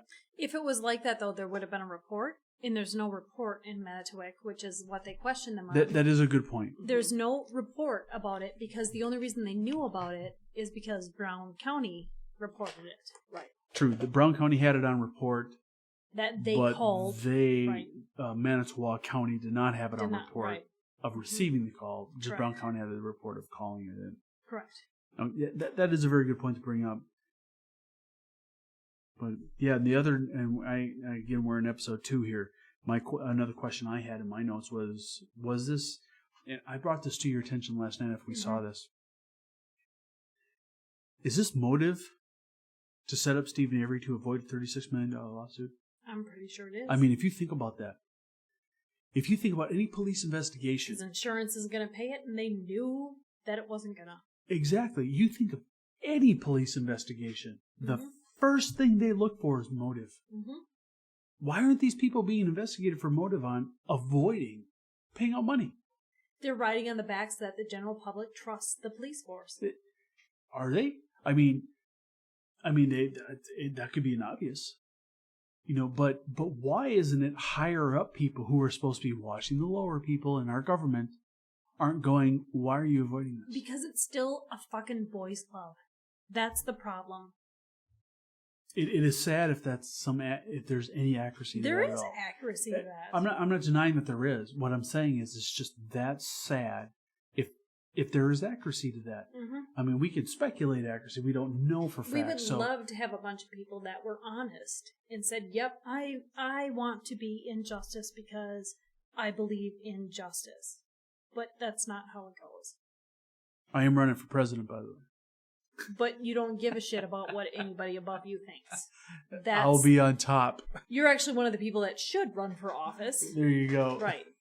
Because you don't care about anybody else rubbing elbows, playing golf, whatever. That's right. The that hell doesn't with matter. all you. Yeah. We're not playing golf. Matter. It You're shouldn't matter, fired. but it does.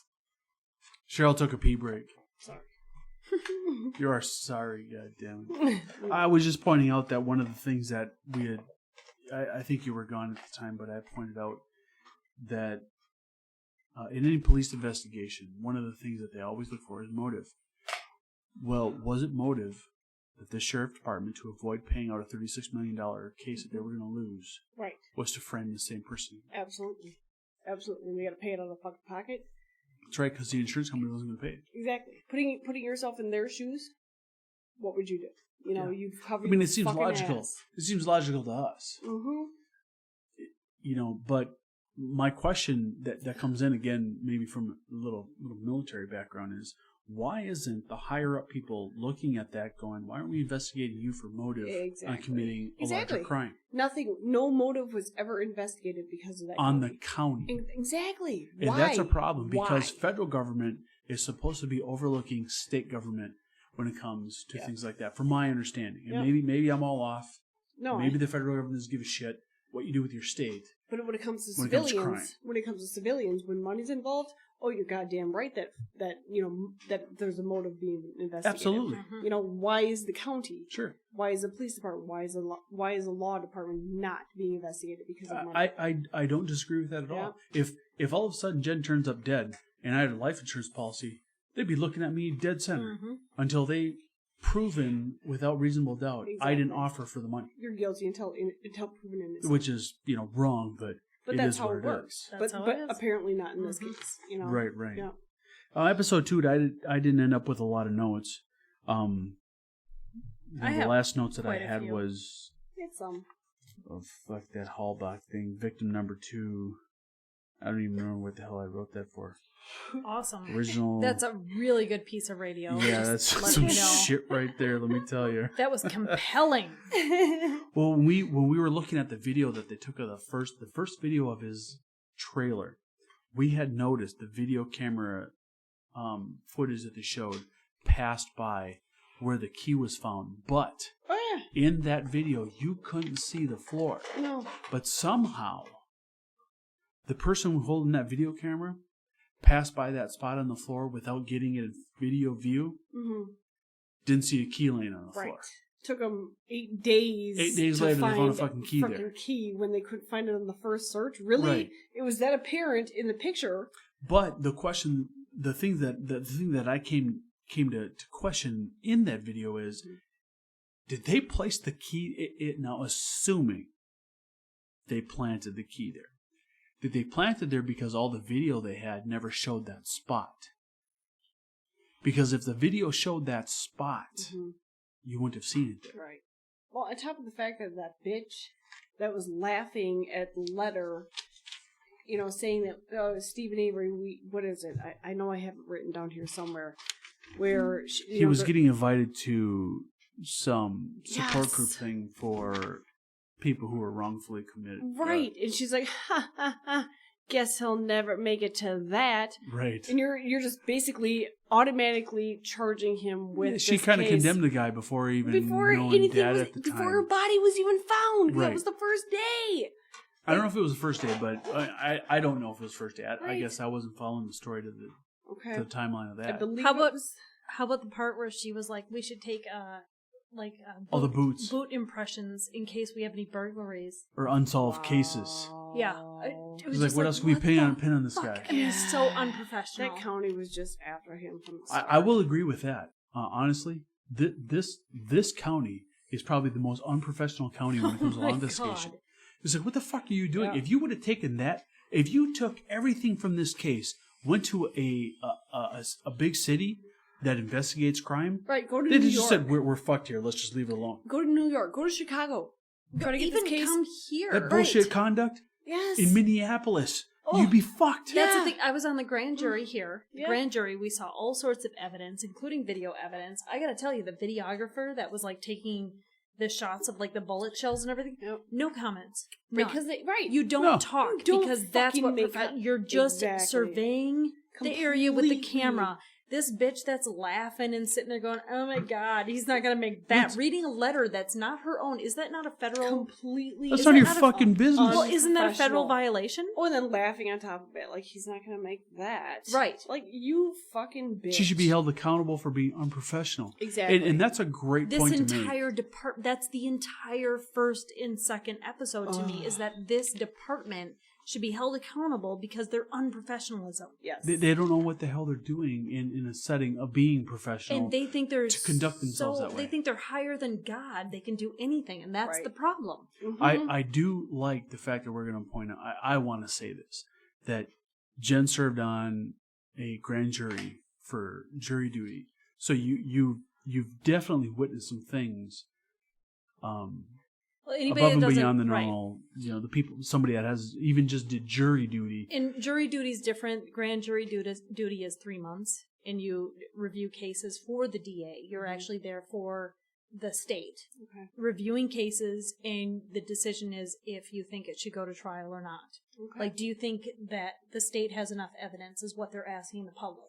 Yeah, so you're not getting picked to serve on a jury. No. You're actually helping either Well, support I am or a jury, disapprove. but the for jury, a grand jury, right? yeah. It's to see if the case has enough evidence, and you do To it for go 3 months, to grand jury. right? So it's like Okay. you know, a couple days a week, like for 3 months. That's what grand jury duty is. Okay. That would It's be very different than a regular interesting. duty. Okay. So you've got experience in Jury dealing duty. with looking at evidence in a case being presented by both sides. And seeing depositions taken from, you know, medical examiners, police officers, witnesses. I mean, we pulled everybody in. So Right, it so- was, I mean, so- we had, in comparison, a level of professionalism. And now, if I remember right, this is in Minneapolis. yes, Minneapolis, Minnesota. So you're talking about Hennepin County. yes.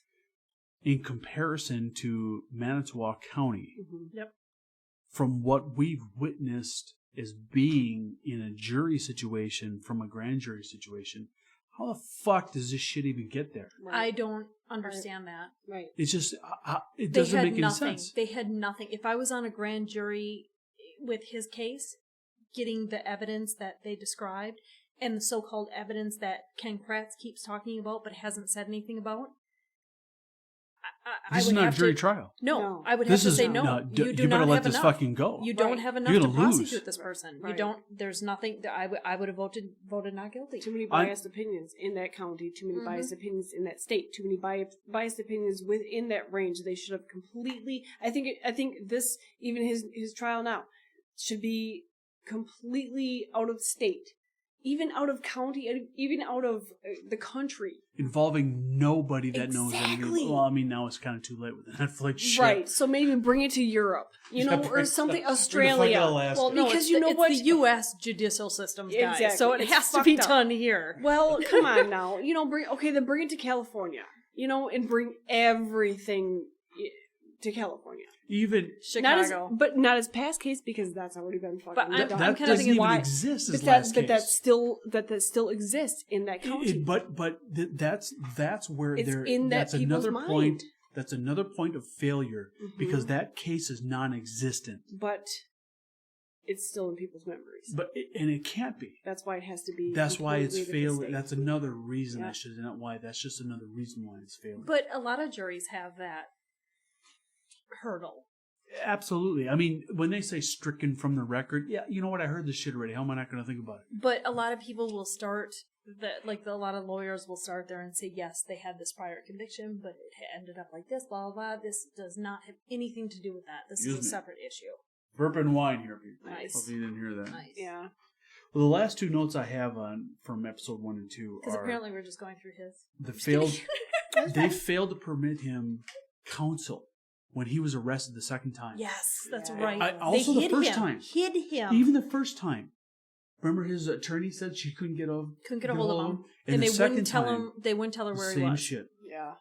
Kept him away from that. That I don't know law, but from my understanding, that's a fucking failure right there that permits some kind of execution or being able to submit some documentation on a mistrial because he was denied his civil rights. Yep.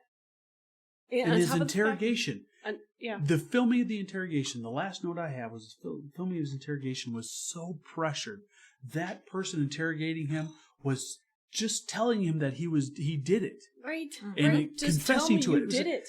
You know, It's like, this God. is, It's like you messed up. You messed up. It's like no, I did not. You messed up, I did didn't not you? do this. you messed up and you didn't mean It's like to you made kill a her. mistake. You made a It's mistake. like, what do you mean you didn't mean it? You're telling him he didn't mean to kill somebody. That means you're implying he killed somebody. And they use the same tactic that eventually we'll talk about with Brendan With the with nephew, right? right with the nephew. Yeah. Is he was like, come on, Just Steve. tell me the Just truth." tell me the truth. Right. Just tell me. And Steve was like, I did not do it. Yep. I did Yeah. not do it. You know, just to touch on Brandon a little bit. If we talk about Brendan. IQ points, Brendan. Yeah. IQ point. I think they said he was like 65, 68, something like that. Mm-hmm. If he's really 68, 2 points in difference, and with age and maturity, that makes difference on how they convinced him to actually admit to something he didn't do, and 2 points later you couldn't do it. No, that's the thing, is they said in high school that Steven Avery low. was a 70 IQ level. He's probably a little higher but than that. he's much higher than that. I can tell you that. He's much higher than that. Right. Yeah, he's up to 73. Yeah. No, well, just going through the experiences that he's had to have gone through, right. It has raised his Right. intelligence. You know, just, I mean, can you believe having to live 18 years of your life in jail probably raises your IQ. What was his positive? I didn't mean to cut you off, but what was his positive being in jail? Learning how to live life as harder than the normal Remember society. what he talked about doing in jail for 9 years that he had fun doing, really. He just talked about it, to me, in a positive light. Working on cars, body shop. Exactly, the stuff that he'd love to do. It's like, I'm sorry, if this guy was a criminal, right, and everybody else was wrong, he'd just be pissed off. Yeah. Not talking about the joys of working on cars while he was in there for 9 years in Green Bay. Right. You know, so finish your point. Otherwise, I just wanted to point that out. Forgot it. Oh, sorry. Yeah. But no, I'm serious. Okay, there is a huge difference between being in jail, being incarcerated. I've never been in prison, but I have been in jail, and I've lived in society. I'll keep you down here for a couple of months. Right, nice. There is a huge separation. You have to know how to live and survive in a different society when you're in prison. I would imagine. Jail, maybe a couple levels down. Prison, you've got to survive your own. It's basically survival of the fittest. Mm-hmm. It is kind of barbaric. You know, I mean, Jenny, we've watched what was it, in prison, your life in prison in LA counties and all that stuff. It's a completely definitely not different, Orange is the New Black shit. No, not at all. And our friends' perspectives, people that have actually been there. You know, Scott that was falsely accused. Right. And getting exonerated and being into society. Mm-hmm. People that I've known that have spent a couple years in jail and prison, when they get released, they have to relearn how to live in normal society. Well, society kind of left them behind. Exactly. Because things have changed. Exactly. You know, so it is different levels of living. So I fully believe that Steven Avery's IQ has raised. Oh, since it's definitely then, raised. You know, yeah. So to finish this off, because I think we need to cut this part short. Yeah, here. I mean, we're an hour and a half, but I still want to hear you guys' points. I mean, we're up to episode 2. I don't know if there's things to go back to 1. I have some new updates, but I just wanted to finish it off with these 2 things. They're kind of questions. Before we get to the updates, so I do want to hear your notes. I mean, you pointed out we're just going off mine. I was just pointing out shit for mine. So if you've got notes to talk, I mean, in my opinion, if this goes 2, fuck it, it goes 2 hours. I don't care. I have 2 that we didn't really touch on. Maybe we did. That Teresa's death was 3 days after the investigative statements of Isn't even complete yet. How is he putting that into the media's minds? Okay, so we had Sorry. Ladies and gentlemen, we filled up our fucking SD card, so nice. We don't know where we left off, but Cheryl was making some very good points. And so, Jen, I think you were commenting at the time as well. So I don't know if you want to recoup what you were speaking about there. Yeah, but why did it take 8 days for the entire days. search? You know, and they didn't find the key until the 4th day. The 4th day after 8 searches. Right, and I like I said in the previous memory card, I have been involved in searches where they tear the house apart. Oh, and they'll say, "Oh yeah, we'll have our department come and clean this up." They never do. They're liars. No. They'll tip cereal boxes. They'll tip complete coffee bins upside down on your floor. They basically everything that you have in your house is flipped upside down. Mm-hmm. Why did it take 4 days to find this key? And my question is, what's the legality of having them seize your property for 8 days? Yeah. I don't know Right. if that's legal or not. On top of the And fact, then the question is, why did the key suddenly show up the one time that Manitowoc was not being supervised by Brown County? Exactly. Because that officer was off doing pictures. He even admitted that. I'm off doing other things, and all of a sudden, the Manitowoc County officer found the keys right next to Slippers, and he admitted that was not there before. And on top of the fact that On Eric, the stand. your point yesterday was about the fingerprints on the key. Sure. And before even getting to that, because you were pointing out that, they went to that place like 4 times in that first video we talked about from, about an hour or so ago. That video went right by that table. And yes, we did not see next to it where the key was found. Right. But how do you not even see in that vicinity when you're filming there? Yeah. How would you not see a fucking key laying there? They flipped their house. As obvious as it was found, it photographed and being found. I'm sorry. There's something fishy there. Right next to some slippers. Yeah. Right. And the fingerprints of only Steven Avery were found. His on the DNA key. was found. Right. And where's none of Teresa's? hers. None of That's the Teresa's, thing. when she's been using that key for how many years of her life, were not even accounted for? And here's Not the on thing. that key, not on the fabric of that Right. keychain. Right. That thing was like a cotton nylon, whatever the fuck it was, keychain. Nylon. There's no Nylon keychain. no DNA in there. Right. And here's the other thing is when they show Teresa in the pictures with the keys, it wasn't just one key. Who just carries one key to their truck? She had a giant set of keys, like her house and garage and whatever. She had a bunch of sets. So I why didn't would the catch that. only key for the vehicle be found and nothing else? Nothing else. That's Exactly. a good question. I didn't notice that until you pointed that out. Yeah. Yep. And then here's my other thing, speaking about legality, is my final thing that I wrote down That is 8-day thing, yeah. right. Why is Ken Kratz talking about the suspect and naming Steven Avery without the investigation even being complete yet? Right. Where's the legality in that? I don't think that's actually right. Right.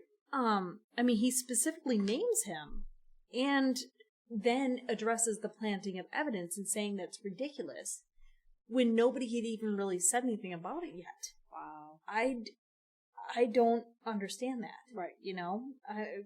They're talking about the DNA, under the hood and stuff like that. I mean, how was all of that stuff addressed before it was all concluded? Right. They were talking about the sweat underneath the hood of the truck.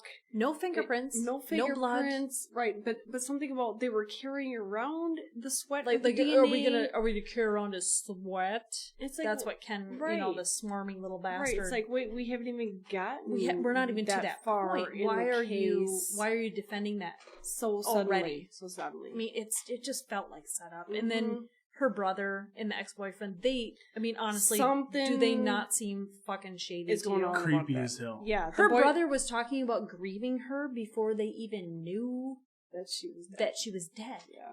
Or it's if like, she was dead. He goes, it could take 5 days, it could take 5 years, and they didn't even know that she was just missing at that point. Right. I made a point at which me and Jenny kind of discussed over the break was that the ex-boyfriend, he didn't want to comment on the findings, which they showed in the field. I don't know. Jenny said it was on the Avery estate, but I thought it was just in a random field. And they're like, oh, so you found her findings. And they're like, we can't comment on that.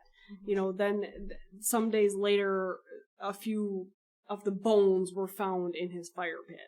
Where's the rest of the body? That's what I'm saying, is there's no fire that you can create that big and that hot for people to say. Unless you're burning it for 8 days. And we'll come back to that because they talk about the fire later with the Mr. Morris sheriff saying that he saw how many high fire, and then later on he recants and he goes down, maybe 3 foot. Right. Oh, well, that's not going to be at the top of the garage now, is it? But yeah. A 3-foot fire? And you that's think what we're about, legal to have in the city. You think about incinerating bones, which Eric always tells me. He's like, he wants me to basically ignore all laws and get arrested for him when he dies. Because he was a Viking. Because he wants to give me, he wants me to give him a false Viking funeral.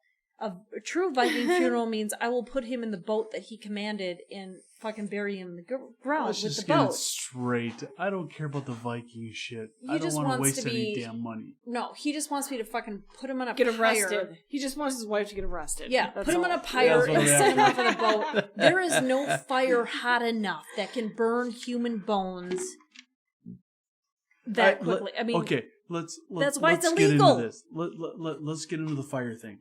Okay, what they found in that fire was bone fragments and teeth. I think they had said.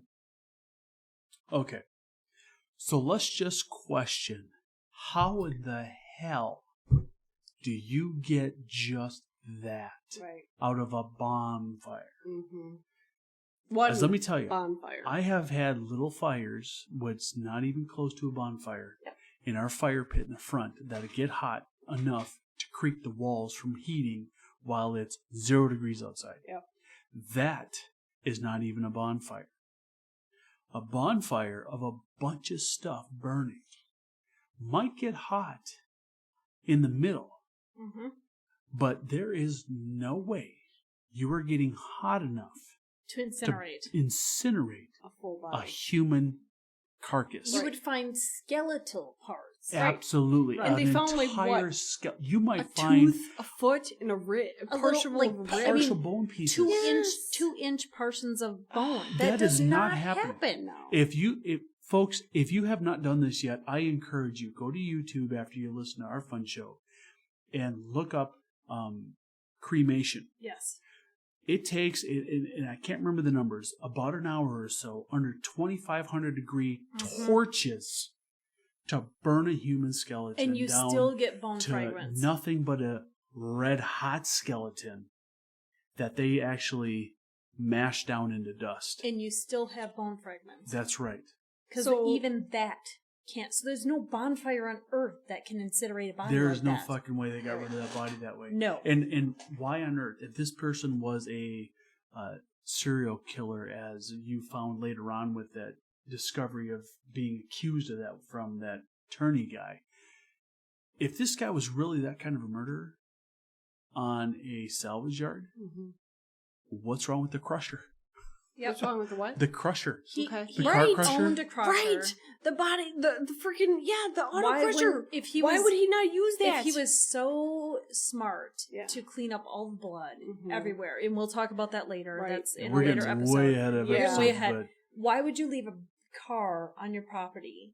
Why wouldn't you leave the body in the car when Yeah. you have a car crusher? car crusher. That could just crush everything Everything. and then just Mutilate. put it in the fucking mutilated Right. parts. body, vehicle, all Key. of They it would have gone. never Everything, found it. You yeah. could take the license plates off. I mean, there's so many things you Right. could do as a criminal.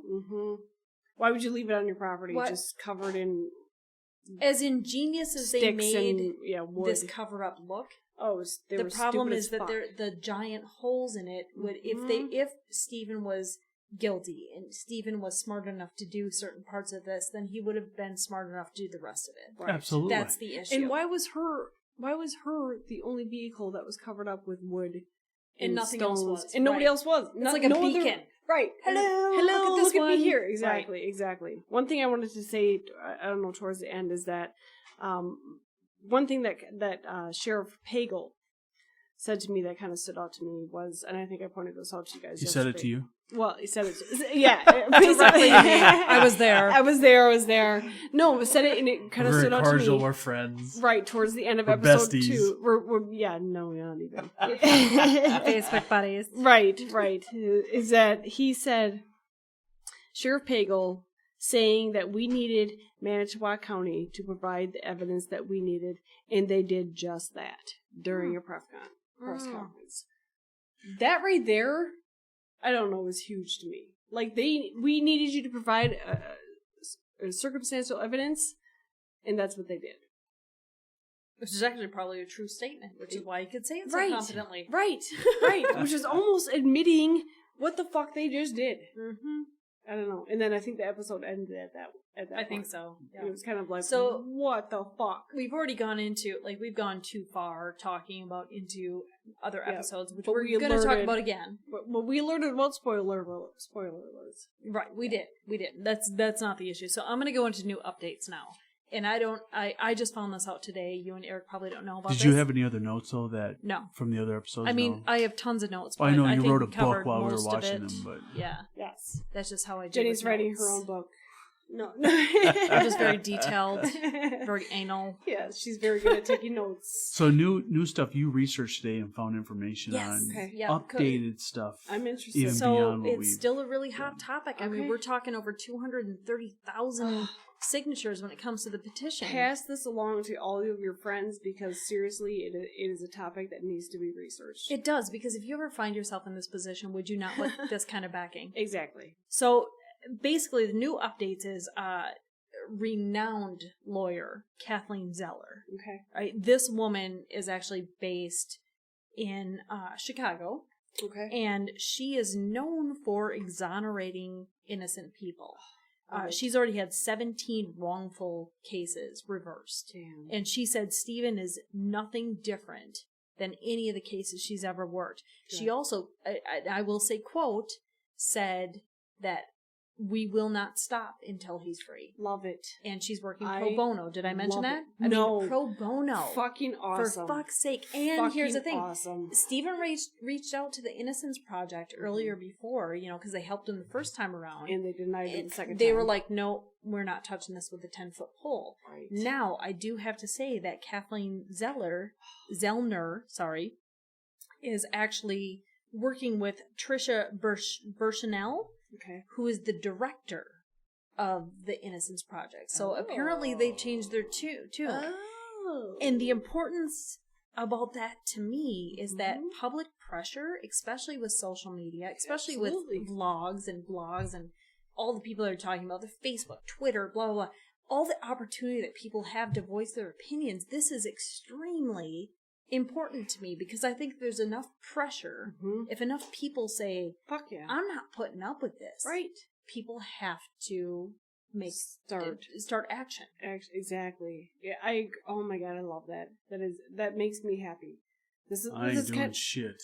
Come on now, Eric. That's why we're doing this podcast. But he's doing the podcast. Right, but he's doing the Right. podcast. Yeah. No, come on though. Seriously, that makes me extremely happy. She's already posted a letter that Ken Kratz has sent to Steven asking him for all of the deets Yeah. so he can make his book to make a profit of it. That's exactly what she said on Twitter. She was like, oh, basically you're trying to make a book for profit. I'm sorry, he's still innocent. Yeah. Yeah. It's ridiculous. Yeah. And people to prevent this from ever happening in the future, which it still will continue in our society. We need to take a stand. We need to take a stand against our whole judicial system. It needs to be reconfigured. Right. Reconfigured. Something has to be done. The judicial system now does not work with what civilization has. The thing is, all the people that are blasting, Ken Kratz and all the people that have been involved in this case, the judges and Steven Avery, right. the state, prosecutor, stuff like that, even Manitowoc Sheriff's Department. That pressure needs to hold. Right. It needs to hold. People need to keep doing it daily. Right. Because I'm sorry, the law is not always fucking right. It's not. And when there's biased decisions involved in it, in this case, everything's out the fucking door. This case needs to be reviewed. It needs to be retried. Both of them. Yep. Both Stevens and Brendan's. Yep. And it needs to be done out of Manitowoc. Yep. It needs to be done in Chicago. Yep. Watch this season. Watch the entire season twice, 3 times if you need to. Make a fucking decision. Here's another new news report. Okay. Is Ken Kratz was talking about how he's going to sue or something like that. So the makers of Making a Murderer said, "Well, all right, I think we're just going to make a season 2 then." And here's the news today. They're making a season 2. Yes. And Kathleen Zellner is going to be in it. Good. And they're going to, she's already been in a documentary about convicted murderer that she freed. Mm-hmm. So she's totally comfortable with this. Good. And the good news for the Avery family is hopefully they get paid for this, because they're going to agree to be in it. And Well, they don't even care about money. No, they don't, but I really, really feel good about them getting some kind of compensation and recognition, considering the government has fucked them so hard. Mm-hmm. They dumped all their money into getting everything. them out the first time and the second time. That's true. They tried to put up their business. Their property, yeah. And they were denied. Mm-hmm. Yeah. Now, not to say that it was a good thing, but it was. Because if you think about the outcome that was inevitable, they would have sacrificed their entire livelihood for nothing. Yeah. And they tried to for their son. Yeah. Mm-hmm. Which is noble and definitely something remarkable on their part. Right. But given to the obvious outcome that took place, it would have been just horrifying that they would have, if they would have been able to do that and came out still the same way that they are now, right? Just with even less. Yeah. So it's fortunate, in a hidden way, that was denied, just for their well-being, because they could have suffered a lot more. They could have, yeah. So. Yeah. So there's benefit to that. I given that we talked about before how they don't live like a family of means, but they most certainly did, or have done well for themselves. They didn't build the mansion or anything like that. They didn't have to do that. Everything that they've ever made has ended up being going to trying to get their child children away. Children at this point now. You're right. They're 4. 3 brothers and 1 sister. Right, but just in the legal aspect. Oh, in the legal aspect, right? No, the son that has been in, and then the nephew. I don't know what they participated in that with, but all of anything they've ever done is poured into that, and it's been thrown away. Right, and on top of the fact because it was a no-win situation. And on top of the fact, which I'm completely jumping way ahead of even the season now, and even probably the season 2 that's being made. I had a couple glasses of wine, so anyway, but I still want to say is that if this comes out to the way that people are kind of like prospecting it to be, they shouldn't have to fucking move counties. The county and the whole sheriff's department should have to be reconstructed. Probably everybody in that district should be reevaluated. Replaced. Mm-hmm. Because the Averys, I'm sorry, they grew up there. They've lived there their entire life. They probably have given money into the community, which they don't even know that they have, and it's been reversed. So the street sign to their property is called Avery Lane Road or Avery Road. Avery Road. But the name is on there. I mean, they've been there that long. After once this blows up, and it blows up even bigger and bigger and bigger, they shouldn't have to move. I agree. But that's going to be the pressure. But here's the sheriff should move. Yeah. The sheriff should get fired. I'm sorry, everybody in that fucking sheriff's department should get fired. He needs to be tarred and feathered. Yes. Tarred and feathered. Hung. Yes. Put in the stocks. Right. God damn it. Stocks. They pelted with tomatoes. They were, even though they were low bred, corn cobs. They still built that community. Well, and that's honestly what we're all doing here. Everybody on social media, the other avenues is public shaming. And really, is it the guilt Catholic fucking way of doing it? It kind of is, and I don't really agree with that. Mm-hmm. But at the same time, they're wrong. Yeah. And if you're wrong, then you need to have some accountability. Right. Take some fucking accountability. People today demand it. Right. The times have changed. Mm-hmm. So let's go. Yep. We've done that just on a personal note in our own family. We've gone to our own boys. Mm-hmm. After they've actually brought to our attention that we had failed at things that we didn't realize we failed at. And we've admitted to that fact and accepted responsibility for it and looked at them and just said, listen, we can't change it, but we're accepting the fact that we screwed up. Mm-hmm. And what we need to do, you're going to need to dictate to us to fix it. And just in that, their response was amazing. Right. Yeah, it was incredible. Civilization taking responsibility. Doesn't matter what level you are. That's it. Doesn't matter what degree you have. You have to have accountability. Exactly. That's it. And that's the thing. I would say, from my perspective, it increased a level of respect and a gratitude from our boys, even with our failures, for the positive things that we did in their lives, and that says a lot. You know, I don't know how you ever felt. Well, about we that kind of conversation were focusing on all the bad stuff that we did, so we brought it up to them and be like, "Look, we know we're not the greatest parents.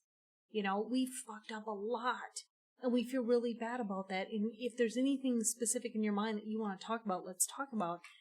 And the boys were just like, "No, we don't regret any of it." They're like, "We wouldn't be the people that we were today without those fuck ups and without you guys just being you."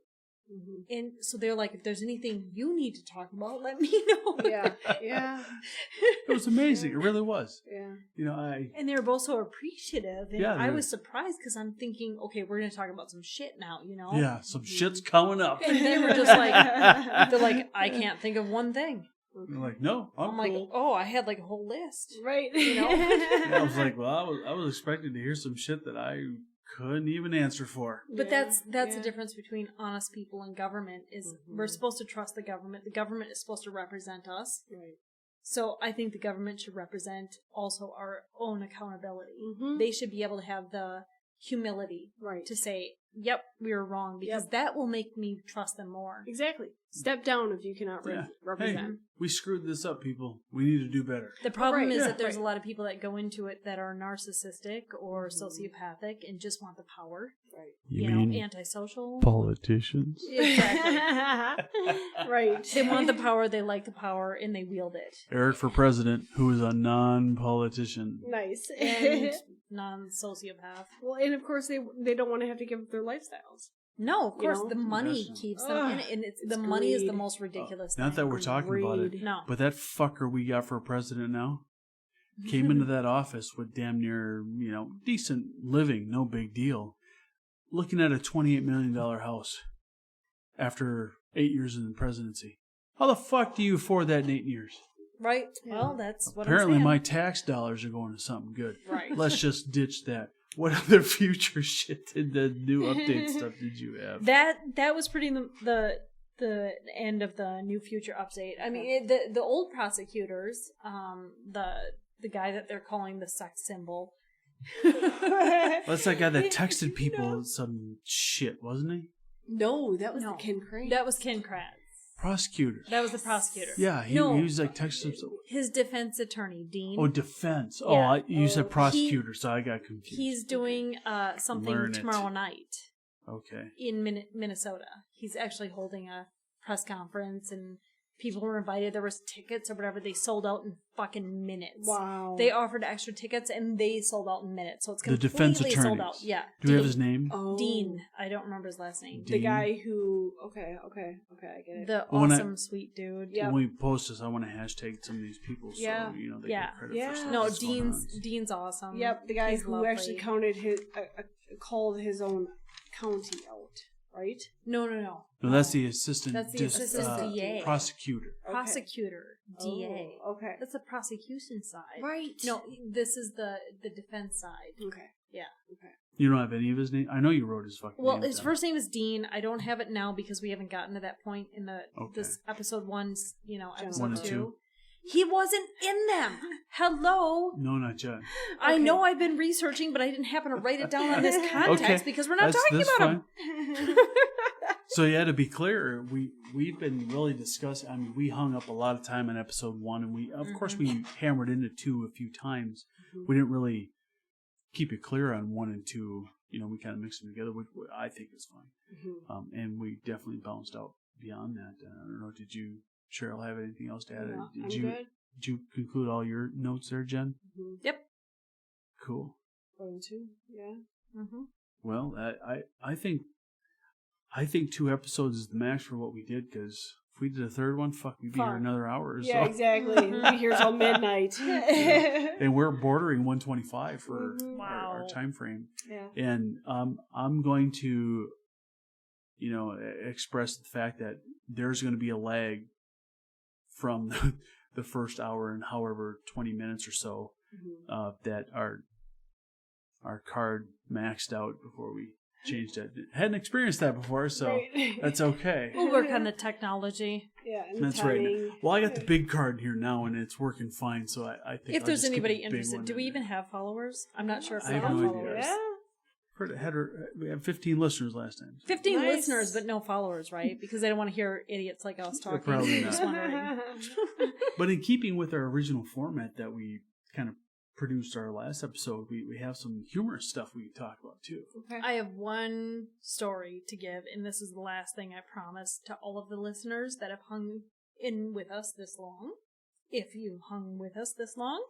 Or new people. Or new people, whatever. So there was a funny 911 call that I researched recently. In Austintown, Ohio, a guy calls 911, and it's an old story. It was back in October 2015.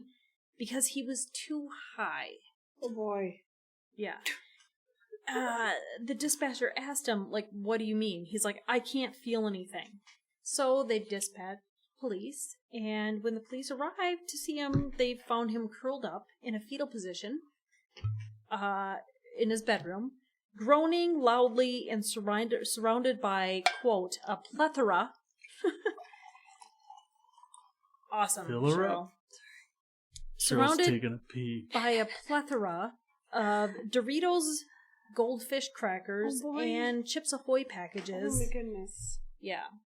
And because he admitted, they found a glass pipe and whatever, so they didn't say that he was arrested that night, but he's being investigated. Oh my gosh. So he was fishing. Yeah.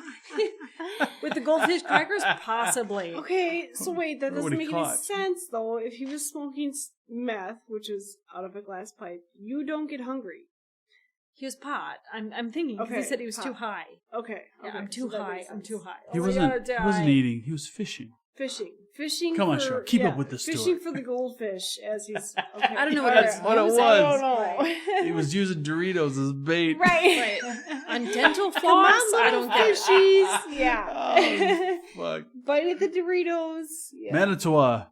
Send them in. Yeah. Get them. It'd be a felony there. Yeah, pretty much. They just shoot him on the spot. Yeah, and put him in the fucking truck. I just thought that was pretty funny. That is calls him in hilarious. and says, I'm too high.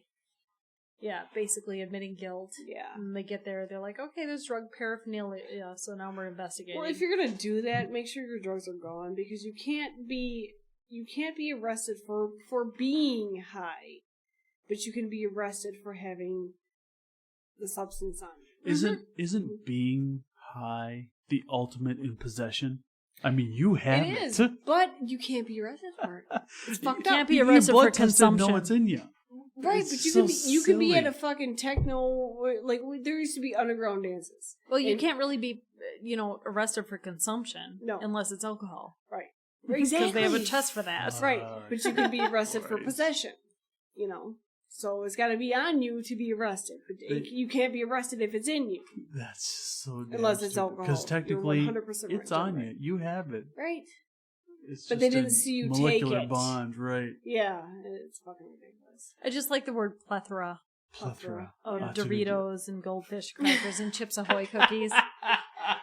I mean, can you imagine what it actually looks like if they described plethora? Right. It's not like it's not like one bag of everything. No. He changed bait. Doritos weren't working, so we went Chips Ahoy. Right.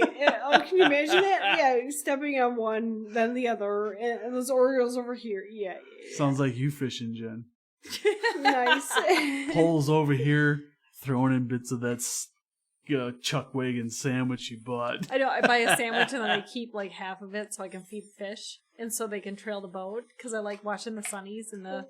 Yeah. That one year she was feeding fish off the back. She had a school of fish back there. Fucking so Northern sad. Came up and just ate one. I was the girl, you're feeding the big guys. I was traumatized that a Northern grabbed oh up my and god, grabbed this. oh my god, a Northern just ate a fish. I'm like, what the hell do you expect was going to happen? Because I was like, if I didn't have this trailing bunch of sunnies, that wouldn't have happened. I felt horrible. Oh, it was hilarious. I know it's the circle of life, but the Northern was an asshole. Nice. Well, he bit enough of my lines, I'm sure. Well, I have the 19 of the year's most dubious scientific studies to share. The following is the result of real research analysis, by the way. And I know I had the website somewhere, so whoever did this gets the credit. I didn't do it. Whatever, let's go on, because I don't find this exciting yet. What is it? Okay, so number 1. Watching pornography could make men better weightlifters. Okay. A comment that was put with this, it can also cause computer viruses and extreme loneliness. Nice. A little comment, silly commentary. The results? Watching pornography could make men better weightlifters, study says. So apparently it's true. Okay. Number 2, drinking large quantities of beer is good for you. That comment is, all your binge drinking is totally going to pay off in the end. Livers are stupid. And the results are, beer is good for you. A study finds that suds contain antiviral powers.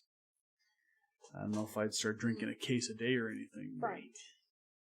As the cork comes off the bottle. Yep. Number 3, people are attracted to badasses because badasses are super stylish. That comment is, by this definition, Nicolas Cage is the most attractive person in the world. Oh, wait. Ugh. This one could be true. Ew, what the fuck is that? The results are, studies suggest that people are attracted to badasses because badasses are super stylish. Okay. I do like badasses. But not Nicolas Cage.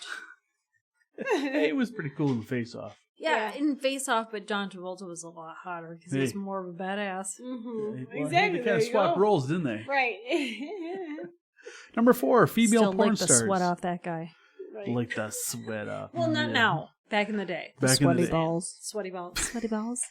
Can you tell us a recipe? The recipe is, number 4, female porn stars are happier than other women. Comment. I don't know, maybe. How can we Let's be see. sure they're not faking it? The results are, female porn stars are happier than other women. Go science. Based on what? That's the thing. All of these comments have like an ending statement, but nothing to back it up scientifically. No, there wasn't any scientific evidence in this poll. Number 5, scientists finally figured out cool, quote unquote. Comment. An argument between 2 psychologists over the coolness of Steve Buscemi resulted in a scientific study on the essence of cool. I'm not kidding. Steve Buscemi is fucking cool. He is cool. He's fucking Well. cool. You know who he is. You don't recognize it right now. Probably not. I don't He's know in that name. Armageddon, isn't he? He's in a lot of movies. Well, that sums that up. Right. The results are in. Scientists cracked the code over what makes us cool, and it isn't what you might think. Some result. Number 6. What is this? Dieting makes What you is fat. this? Dieting makes you fat. The comment is, so go ahead, have those extra 4 burgers. The results, why dieting makes you fat, research shows trying to lose weight alters your brain and hormones, so you're doomed to pile it on again. Okay. Well, there's some fact to that one anyway. Number 6, you diet, Okay. you start making progress. Ooh, I'll go have McDonald's, and then you just eat McDonald's. Okay. Where's the fucking reference? No, I can understand that. We're doing a podcast. Where's the fucking references to these statements? Right. No, I can understand. I've lost 10 pounds, so I'm like, hey, I can have an egg McMuffin. No, I get it if we speculate, but Right. speculation is not what we're going for here. Right. Number 7, men prefer flings with dumb-looking women. No shit. Really? You needed a scientific study for Right. that? Right. Did we spend money on this? A comment to it was, especially if they don't know how to operate a telephone. Mm. Okay, results are in. Why men like dumb-looking women? Gentlemen prefer flings with the airheads, but not marriage. Okay. Number 8, the 3-second rule is totally legit. Comment is, germs and bacteria wait 3 seconds too, right? Yeah. That's that 5-second rule in a restaurant, Right. Everything on the floor is waiting, counting. They're counting 1,000, 1,000. 1,000, Shit, 2,000. we cannot there. touch it Right. until 5 seconds. The results. rule. Do you believe in the 3-second rule? Scientists reveal whether food dropped on the floor is safe to eat if it's picked up quickly enough. Oh, what? The scientific What the review? hell? That's ridiculous. Who The are these scientists? scientists? They're ridiculous. Exactly. Wow. Would you Okay. say okay? So let's put it to the test. Would one of these scientists open one of their veins and have somebody open their finger that had HIV and have them drip it above their vein Right. for 3 seconds How or are they 5 feeling seconds? about that? Yeah, exactly. How's that going to work? Yeah. You going to believe in the 5-second rule there? Right. Here you Come go. on. Here's mine to the number 8 of 3-second rule. If you'll lick that floor, then you'll eat off of it. Right. Mhm. Right. Number 9, scientists can tell whether you're gay or straight based on eye dilation. The comment is, so that's why we shouldn't stare at the sun too long. What? Gay mongering? What the fuck is that? I don't know. Where did you get I this printed this off a from? week ago. The results is, it's all in the eyes. Scientists can tell whether someone is straight or gay by studying optical reflexes. I don't know. if that's true. Bullshit. Number 10, research shows that Okay. rich people lie and cheat a lot. Oh, yeah. Sure. Well, I don't even need to see those results, which say new scientific study shows rich people cheat and lie a lot. The comment to it, and we needed a study to prove this. Yeah. Number 11, 4 or more cups of coffee per day fights off cancer, the comment is. So the twitching and inability to focus is a good thing. Yeah. And the gallstones. Nice. Result, stones? caffeinated coffee, the anti-cancer wonder drug. Wow. Number 12, eating egg yolks is as bad as smoking. Comment, secondhand egg yolk eating is the U.S. biggest killer. The fuck?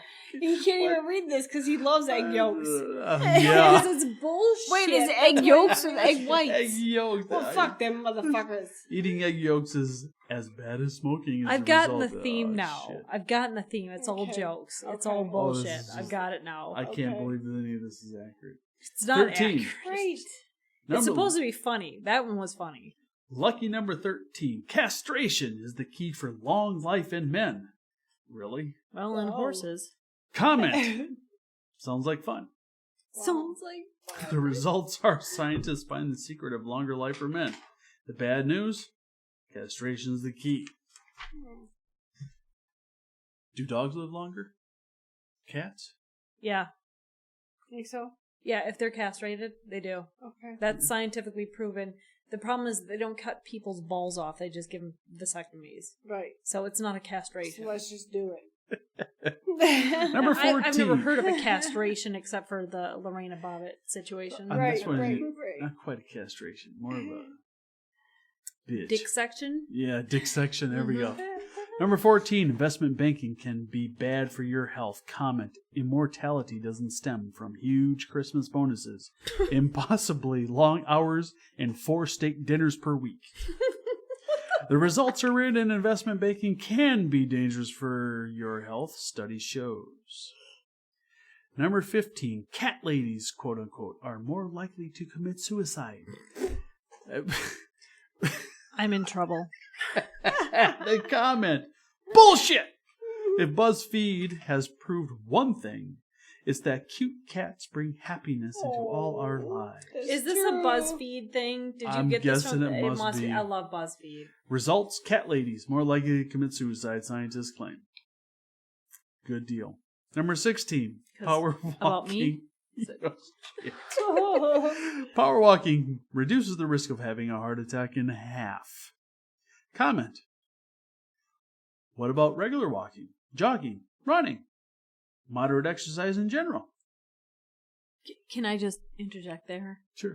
If you're power walking and you're out of shape, wouldn't it induce a heart attack?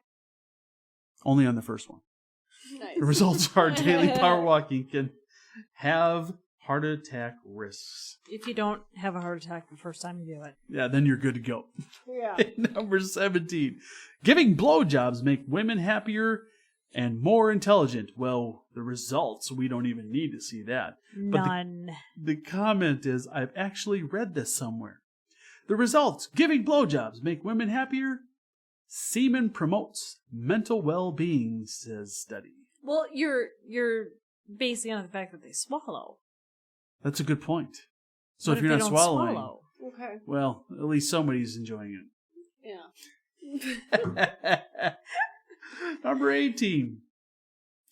I guess the message is, ladies, you need to swallow. Oh boy. Number 18. Eating chocolate may Fuck. help you win the Nobel Prize. Excuse me, Nobel Prize.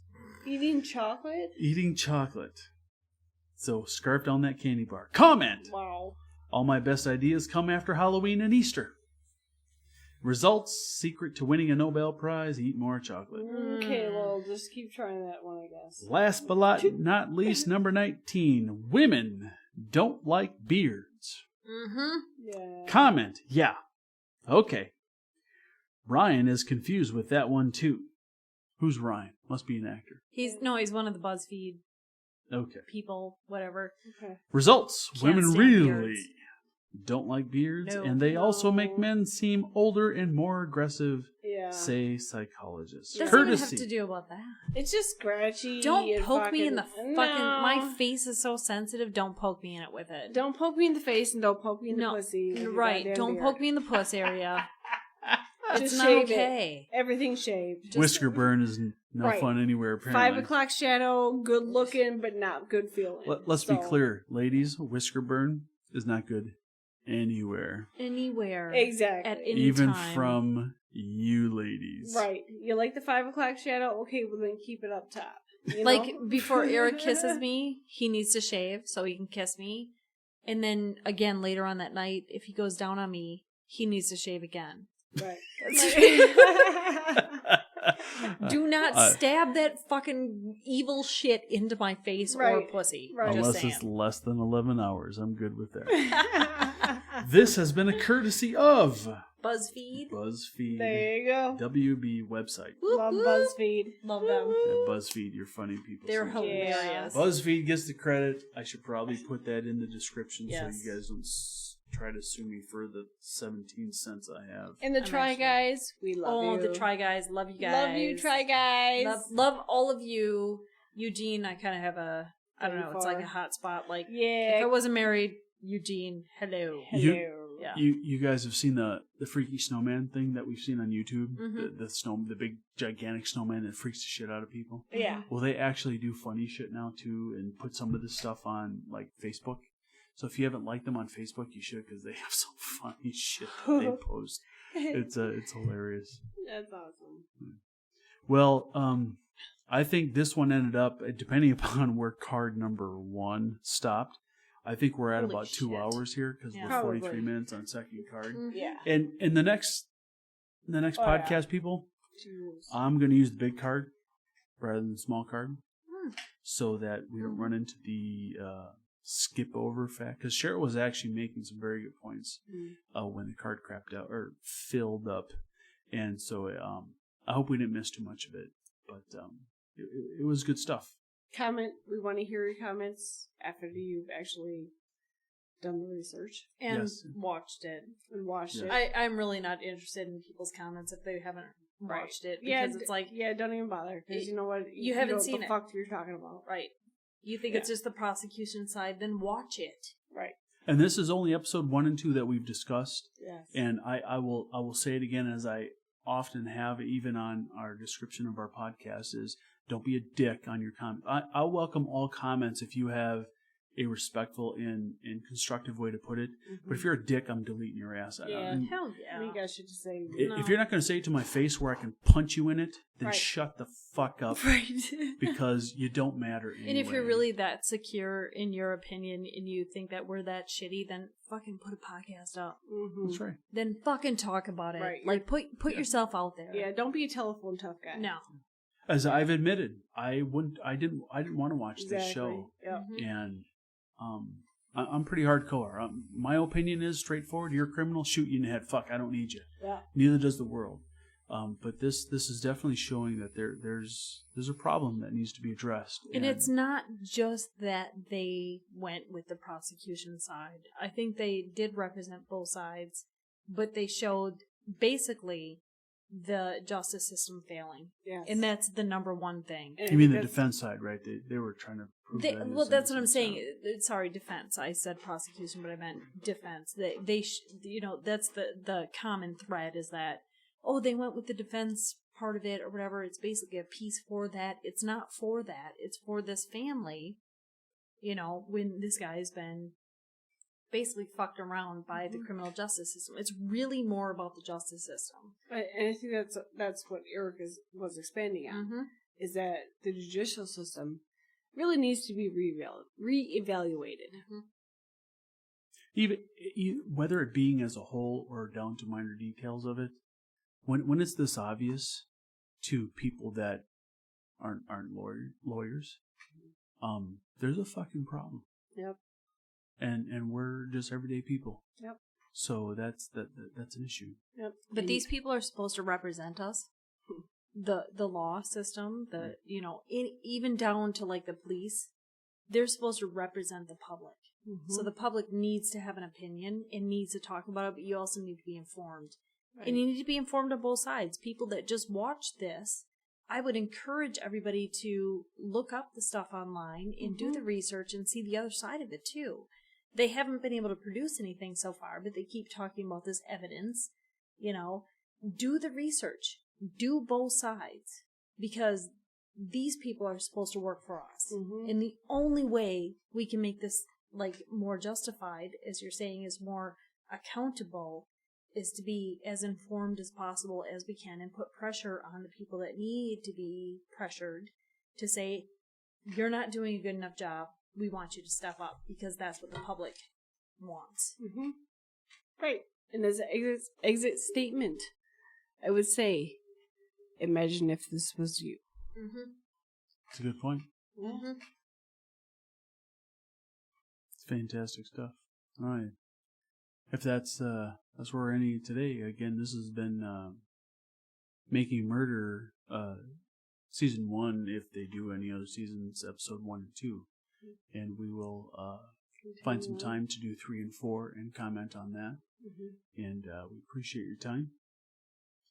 And we will see you again at 3 and 4. Absolutely. Thank you for listening. Thank you. It's been a good time.